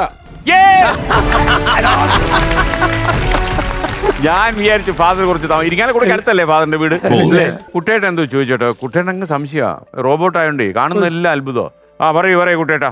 ഫാദർ ഡേവിസ് ചിറമ്പൽ, അങ്ങയോട് ഒരു കാര്യം ചോദിക്കാനുണ്ട്. അങ്ങ് 1000 അലിഗേറ്റർ ഉള്ളൊരു തടാകത്തിലൂടെ കുറച്ച് ദിവസങ്ങൾക്ക് മുമ്പ് യാത്ര ചെയ്തിരുന്നു എന്ന് കുട്ടേട്ടൻ മനസ്സിലാക്കുന്നു. തടാകത്തിലൂടെ യാത്ര ചെയ്തു? മയാമി. Yes, Miami. മയാമിയിലെ അതൊരു സുഖവാസ കേന്ദ്രമല്ലേ ഫാദറെ? പക്ഷെ അവിടെ ഫാദർ അവിടെ പോയി പെട്ടത് ചതുപ്പ് നിലകളുണ്ട്. ഒരു 300-400 ഏക്കർ ചതുപ്പ് നില. അവിടെ നിറയെ ഈ മുതലകളാണ്. അതില് നമ്മൾ ബോട്ടിൽ യാത്ര ചെയ്യുമ്പോൾ മുതലകളൊക്കെ നമ്മുടെ അടുത്ത് വരും. പക്ഷെ കയറാൻ പറ്റില്ല. നല്ല മുതലുകൾ. അതില് നല്ല മുതലുകൾ എന്ന് പറഞ്ഞു കഴിഞ്ഞാല് നമുക്കൊരു അപൂർവ കാഴ്ചയല്ലേ നമ്മുടെ തൊട്ടടുത്ത്. അവിടെ ഈ ചതുപ്പ് നിലത്തില് ഈ ചെടി മരങ്ങളൊക്കെ ഉണ്ട്. ആപ്പിൾ മരങ്ങളുണ്ട്, മഞ്ഞ ആപ്പിളുകൾ. അത് ഇവർക്ക് ഭയങ്കര ഇഷ്ടമുള്ളതാ. അവിടെയാണ് അച്ഛൻ പറഞ്ഞത് ഒരു ഫ്ലൈറ്റ് അവിടെ വന്ന് തകർന്ന് വീണിട്ട് മയമില് അല്ല ഈ ചതുപ്പ് നിലത്തിൽ വീണു. എല്ലാവരും മരിച്ചുപോയി. അപ്പൊ അങ്ങനെ ഒരു സ്ഥലത്ത് യാത്ര ചെയ്യാനായിട്ടൊരു അവസരം ഉണ്ടായി. അത് നമുക്ക് വേണമെങ്കിൽ മുതലയുടെ ബോട്ടിൽ ഇങ്ങനെ പോകുമ്പോഴേ വേണേ മുതലേ ഒന്ന് തടവിയൊക്കെ പറ്റില്ല. അയ്യോ, അവിടെ ഇൻസ്ട്രക്ഷൻ നമ്മൾ തന്നിരിക്കും, കൈ കാലൊന്നും പുറത്തിടരുത്, പിന്നെ ബാക്കി കൊണ്ടുപോകാനായിട്ട് ഒന്നും കാണത്തില്ല. എന്താവില്ല. അല്ല, ഈ നമ്മൾ ഈ കവർ ചെയ്ത ബോട്ടാണോ? അല്ലല്ല, ഓപ്പൺ ആയിട്ട്. പക്ഷെ ഹൈറ്റ് ഉണ്ട്, നമ്മൾ ഇരിക്കാം. പക്ഷെ മുതലുകൾക്ക് ഇവിടെ ജമ്പ് ചെയ്യാൻ പറ്റില്ല. ഹൈറ്റ് ഉണ്ട്. പക്ഷെ ഇത് ഫാൻ, വലിയ ഫാൻ. അടിയിൽ ഫാൻ ഒന്നുമില്ല. ഈ ബോട്ടിന്റെ വലിയ ഫാനാണ്. നല്ല രസമാണ്. വലിയ എക്സ്പീരിയൻസ് അത്. മുതലുകൾക്ക് നടുവിലൂടെ ബോട്ടിലൊരു യാത്ര. Okay, ready father? നമുക്കിനി 1 ലക്ഷത്തിന്റെ ചോദ്യത്തിലേക്ക് നമ്മൾ വന്നില്ല. 100,000 rupees ക്വസ്റ്റ്യൻ. ലോകത്ത് ഏറ്റവും അധികം തടാകങ്ങളുള്ള രാജ്യം ഏതാണ്? എന്റെ ഫാദറെ, ഇതൊരു ജനറൽ നോളജ് ക്വസ്റ്റ്യൻ ആണ്, GK ആണ്. Switzerland. You are wrong father. അവിടെയല്ല. ഹെൽപ്പ് ലൈൻ വേണേ എടുക്കാം. ഒരു ഹെൽപ്പ് ലൈൻ നമുക്ക് PSC Raju. Please connect me to PSC Raju. Hello sir, നമസ്കാരം. ഇതൊക്കെ എങ്ങനെ പോകുന്നു രാജു? നന്നായിട്ട് പോകുന്നു സാർ. ഇവിടെ ഉണ്ടെന്നുള്ളത് തന്നെ സന്തോഷമുള്ള കാര്യമാണ്. വളരെ സന്തോഷം സാർ. ഓക്കെ, നമ്മുടെ ഒരു ചോദ്യം ഇതാണ്. ലോകത്ത് ഏറ്റവും അധികം തടാകങ്ങളുള്ള രാജ്യം ഏതാണ്? കാപ്പിപ്പൊടി അച്ഛനും അതുപോലെ തന്നെ നമ്മുടെ ചെറുമേൽ അച്ഛനും ഇങ്ങനെ കാത്തിരിക്കുകയാണ് ഉത്തരം കേൾക്കാനായിട്ട്. അച്ഛോ നമസ്കാരം. നമസ്കാരം. ഇതൊരു വളരെ നല്ലൊരു GK. അത് കഴിഞ്ഞാൽ തൃശ്ശൂര് ചോദിക്കും, എന്തുട്ടൊക്കെ അന്നല്ലേ നീ പറയുന്നല്ലേ? ഓക്കെ, പറയൂ. അച്ഛാ, ഇത് ലോകത്തെ 2ാമത്തെ വലിയ രാജ്യമാണ്. ഇതൊരു വടക്കേ അമേരിക്കൻ രാജ്യമാണ്. കേരളത്തിന്റെ അയൽ സംസ്ഥാനമായ കർണാടകയുടെ സംസാര ഭാഷയുമായി സാമ്യമുണ്ട് ഈ രാജ്യത്തിന്റെ പേരിന്. കർണാടകയുടെ ഭാഷയുടെ പേരുമായി കാപ്പിപ്പൊടി അച്ഛനോടാ കളി. കാനഡ അല്ലേ? ഉത്തരം ശരി. 1 lakh. Thank you PSC Raju. കുട്ടികളെ പഠിപ്പിക്കൂ. 1 ലക്ഷം രൂപയുടെ ചോദ്യത്തിന് ഉത്തരം നൽകി കഴിഞ്ഞു. ഇപ്പൊ ഫാദറിന്റെ മുഖത്തൊരു സൂര്യൻ ഉദിച്ച പോലെയുണ്ട്. അറിയാതെ ഉദിച്ചു പോകുമല്ലോ. നമ്മള് 2 ലക്ഷമൊക്കെ ആരുടെ മോന്തയാലും ഉദിച്ചു പോകും അല്ലേ? ഓക്കെ, റെഡി ഫാദറെ. 2 lakhs ക്വസ്റ്റ്യൻ ആണ്. മ്യൂസിക്. ഇംഗ്ലണ്ടിൽ ഫുട്ബോൾ കളികളുടെ ഇടവേളകൾക്കിടയിൽ എന്തുപയോഗിക്കുന്നത് മൂലമാണ് വൈദ്യുതി ഉപയോഗം കുതിച്ചുയരുന്നത്? ഇത് ഉപയോഗിച്ചാൽ പെട്ടെന്ന് കറണ്ട് ബില്ല് കൂടും. അവിടെ ആൾക്കാർ ഭക്ഷണം ചായയൊക്കെ കഴിക്കാൻ കാപ്പിപ്പൊടി അച്ഛനോടാ കളി. പിന്നെയും കേട്ടില്ല. 2 ലക്ഷം രൂപയുടെ ചോദ്യം ഉത്തരം പറഞ്ഞു. ഇനി 3 ലക്ഷം. അപ്പൊ ക്വസ്റ്റ്യൻ. മ്യൂസിക്.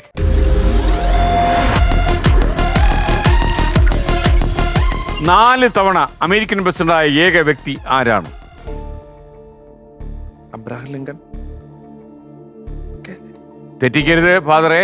വേണമെങ്കിൽ നമ്മുടെ കുട്ടേട്ടനുണ്ട്. തെറ്റിയാൽ ഇപ്പൊ കമ്പോളം നിലവാര അവലോകനം പണ്ട് റേഡിയോയിൽ കേൾക്കത്തില്ലേ ഫാദറെ? പാല 480 രൂപ കേൾക്കത്തില്ലേ? അതുപോലെ ഒരു കമ്പോള നിലവാര അവലോകനം പറയാം. അതായത് ശരി പറഞ്ഞാൽ നമ്മൾ 5 ലക്ഷത്തിന്റെ ചോദ്യത്തിലേക്ക് പോകും. തെറ്റ് പറഞ്ഞാൽ നമ്മളൊരു 20,000 രൂപ കൊണ്ട് പാലാ വഴി കോട്ടയം, ചിറമലച്ചൻ ചേറൂർ വഴി തൃശ്ശൂരും. അങ്ങനെയാണ്. പിൻവാങ്ങിയല്ല ഹെൽപ്പ് ലൈൻ ബാക്കി കിടക്കൂലേ? 1 ലക്ഷം പിൻവാങ്ങിയാൽ ഇപ്പോ. പക്ഷെ കുട്ടേട്ടന്റെ ഹെൽപ്പ് ലൈൻ കിടക്കുകയാണല്ലോ. കുട്ടേട്ടൻ നോക്കാം അല്ലേ? കുട്ടേട്ടാ, ഹെൽപ്പ് ലൈൻ തീർച്ചയായിട്ടും 4 times അമേരിക്കൻ പ്രസിഡന്റ്. ഇദ്ദേഹം 4-ാം തവണ അമേരിക്കൻ പ്രസിഡന്റായിരിക്കുന്ന സമയത്താണ് ഇദ്ദേഹത്തിന്റെ മരണം സംഭവിക്കുന്നത്. നിങ്ങൾക്ക് മനസ്സിലായില്ലെങ്കിൽ ഉത്തരം കുട്ടിയേട്ടൻ തന്നെ പറഞ്ഞു തരാം. ഫ്രാങ്ക്ലിൻ ഡി റൂസ്വെൽറ്റ് ആണ്. ഓക്കെ, അപ്പോ 3 ലക്ഷവും കിട്ടി. ഫ്രാങ്ക്ലിൻ ഡി റൂസ്വെൽറ്റ് ആണ് അമേരിക്കൻ പ്രസിഡന്റ് 4-ാം തവണ. ഓക്കെ, അപ്പൊ ഇനി നമ്മൾക്ക് 5 ലക്ഷം രൂപയുടെ ചോദ്യം, 5 lakhs. ഓക്കെ ഫാദറെ, നിരവധി രാജ്യങ്ങളിലെ പൗരത്വം ഉണ്ടായിരുന്ന ആൽബർട്ട് ഐൻസ്റ്റീൻ ഏത് രാജ്യത്തെ പൗരനായിട്ടാണ് ഏറ്റവും കൂടുതൽ കാലം ചെലവഴിച്ചത്? പല രാജ്യത്ത് ചെലവഴിച്ചിട്ടുണ്ട്. ഉണ്ടായിരുന്നു. ഐൻസ്റ്റീന്റെ വീട്ടിൽ അവിടെ പോയിട്ടുണ്ട്. ഫാദർ പോയല്ലേ? ആ വീട് ഇപ്പോ അവിടെ ഉണ്ട്. അമേരിക്കയിലാണത്. ഇത് അമേരിക്കയിലാണ് ആളുടെ വീട് ഇപ്പൊ ഉള്ളത്. അതിൽ ഏറ്റവും കൂടുതൽ സമയം കാലഘട്ടം. അതെ അതെ അതെ, ഏറ്റവും ഏത് രാജ്യത്തെ പൗരനായിട്ടാണ്? കാരണം അദ്ദേഹത്തിന് ഒരുപാട് രാജ്യങ്ങളുമായിട്ട് ബന്ധമുണ്ടായിരുന്നു. അമേരിക്കയിലാണല്ലേ?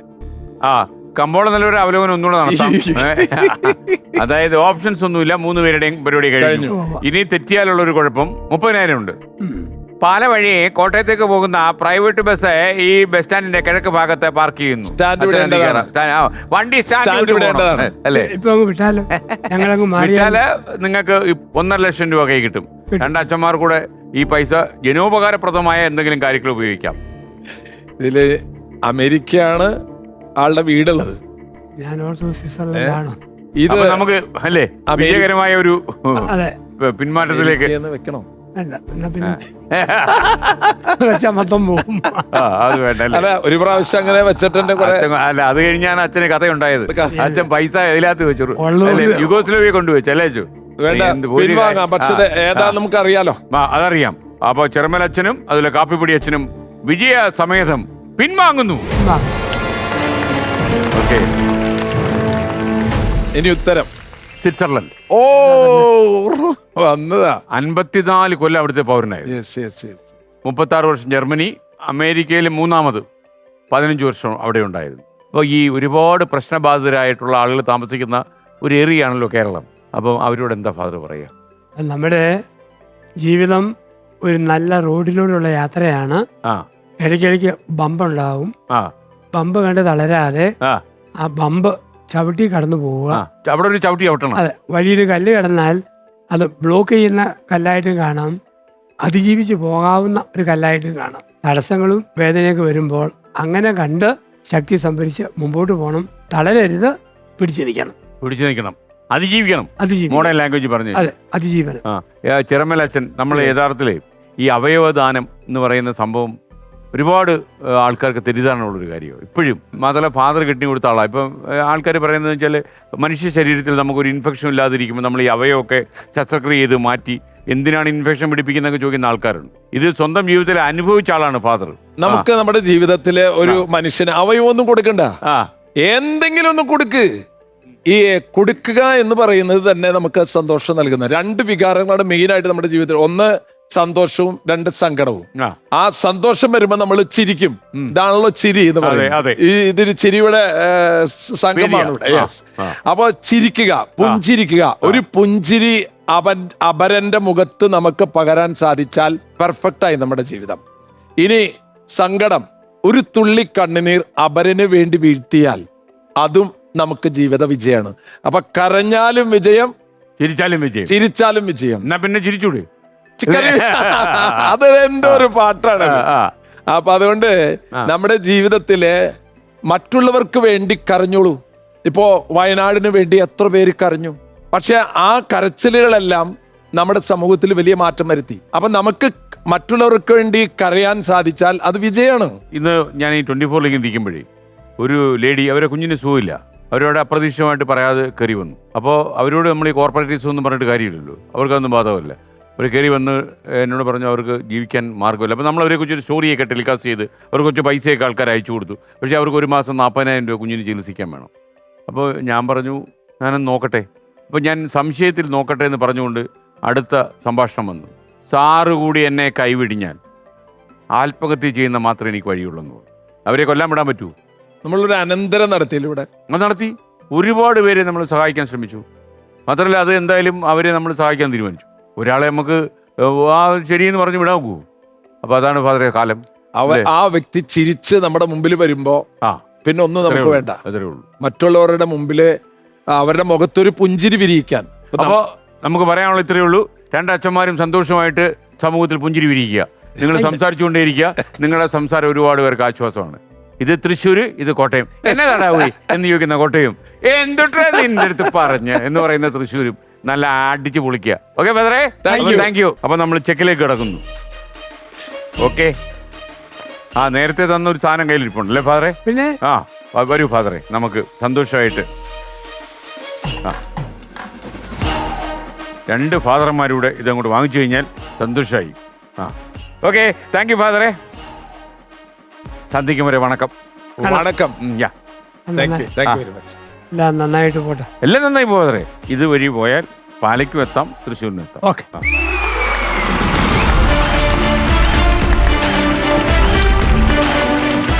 ഈ അച്ഛന്മാരോട് സംസാരിച്ചുകൊണ്ടിരുന്നു കഴിഞ്ഞാൽ സമയം പോകുന്ന അറിയത്തില്ല. ഒന്ന് കാപ്പിപ്പൊടി അച്ഛൻ, ഒന്ന് കിഡ്നി അച്ഛൻ, ഡേവിസ് ചെറമൽ ആൻഡ് ജോസഫ് പുത്തമ്പുരയ്ക്കൽ. ഈ രണ്ട് ഫാദർമാരും പറയുന്നത് കേൾക്കാൻ ആളുള്ളതിന് ഒറ്റ കാരണമേ ഉള്ളൂ. എന്ത് കാര്യം പറഞ്ഞാലും അതിൻ്റെ അടിയിൽ നർമ്മത്തിൻ്റെ മേമ്പൊടിയുണ്ട്. അത് നർമ്മം ആഴത്തിൽ എത്ര തറയ്ക്കും എന്ന് നമ്മളെ ബോധ്യപ്പെടുന്ന രണ്ട് അച്ഛന്മാരുമായി സംസാരിക്കാൻ പറ്റിയത് തന്നെ വലിയൊരു ഭാഗ്യം. നിങ്ങൾ എൻജോയ് ചെയ്തെന്നാണ് എൻ്റെ വിശ്വാസം. Good bye.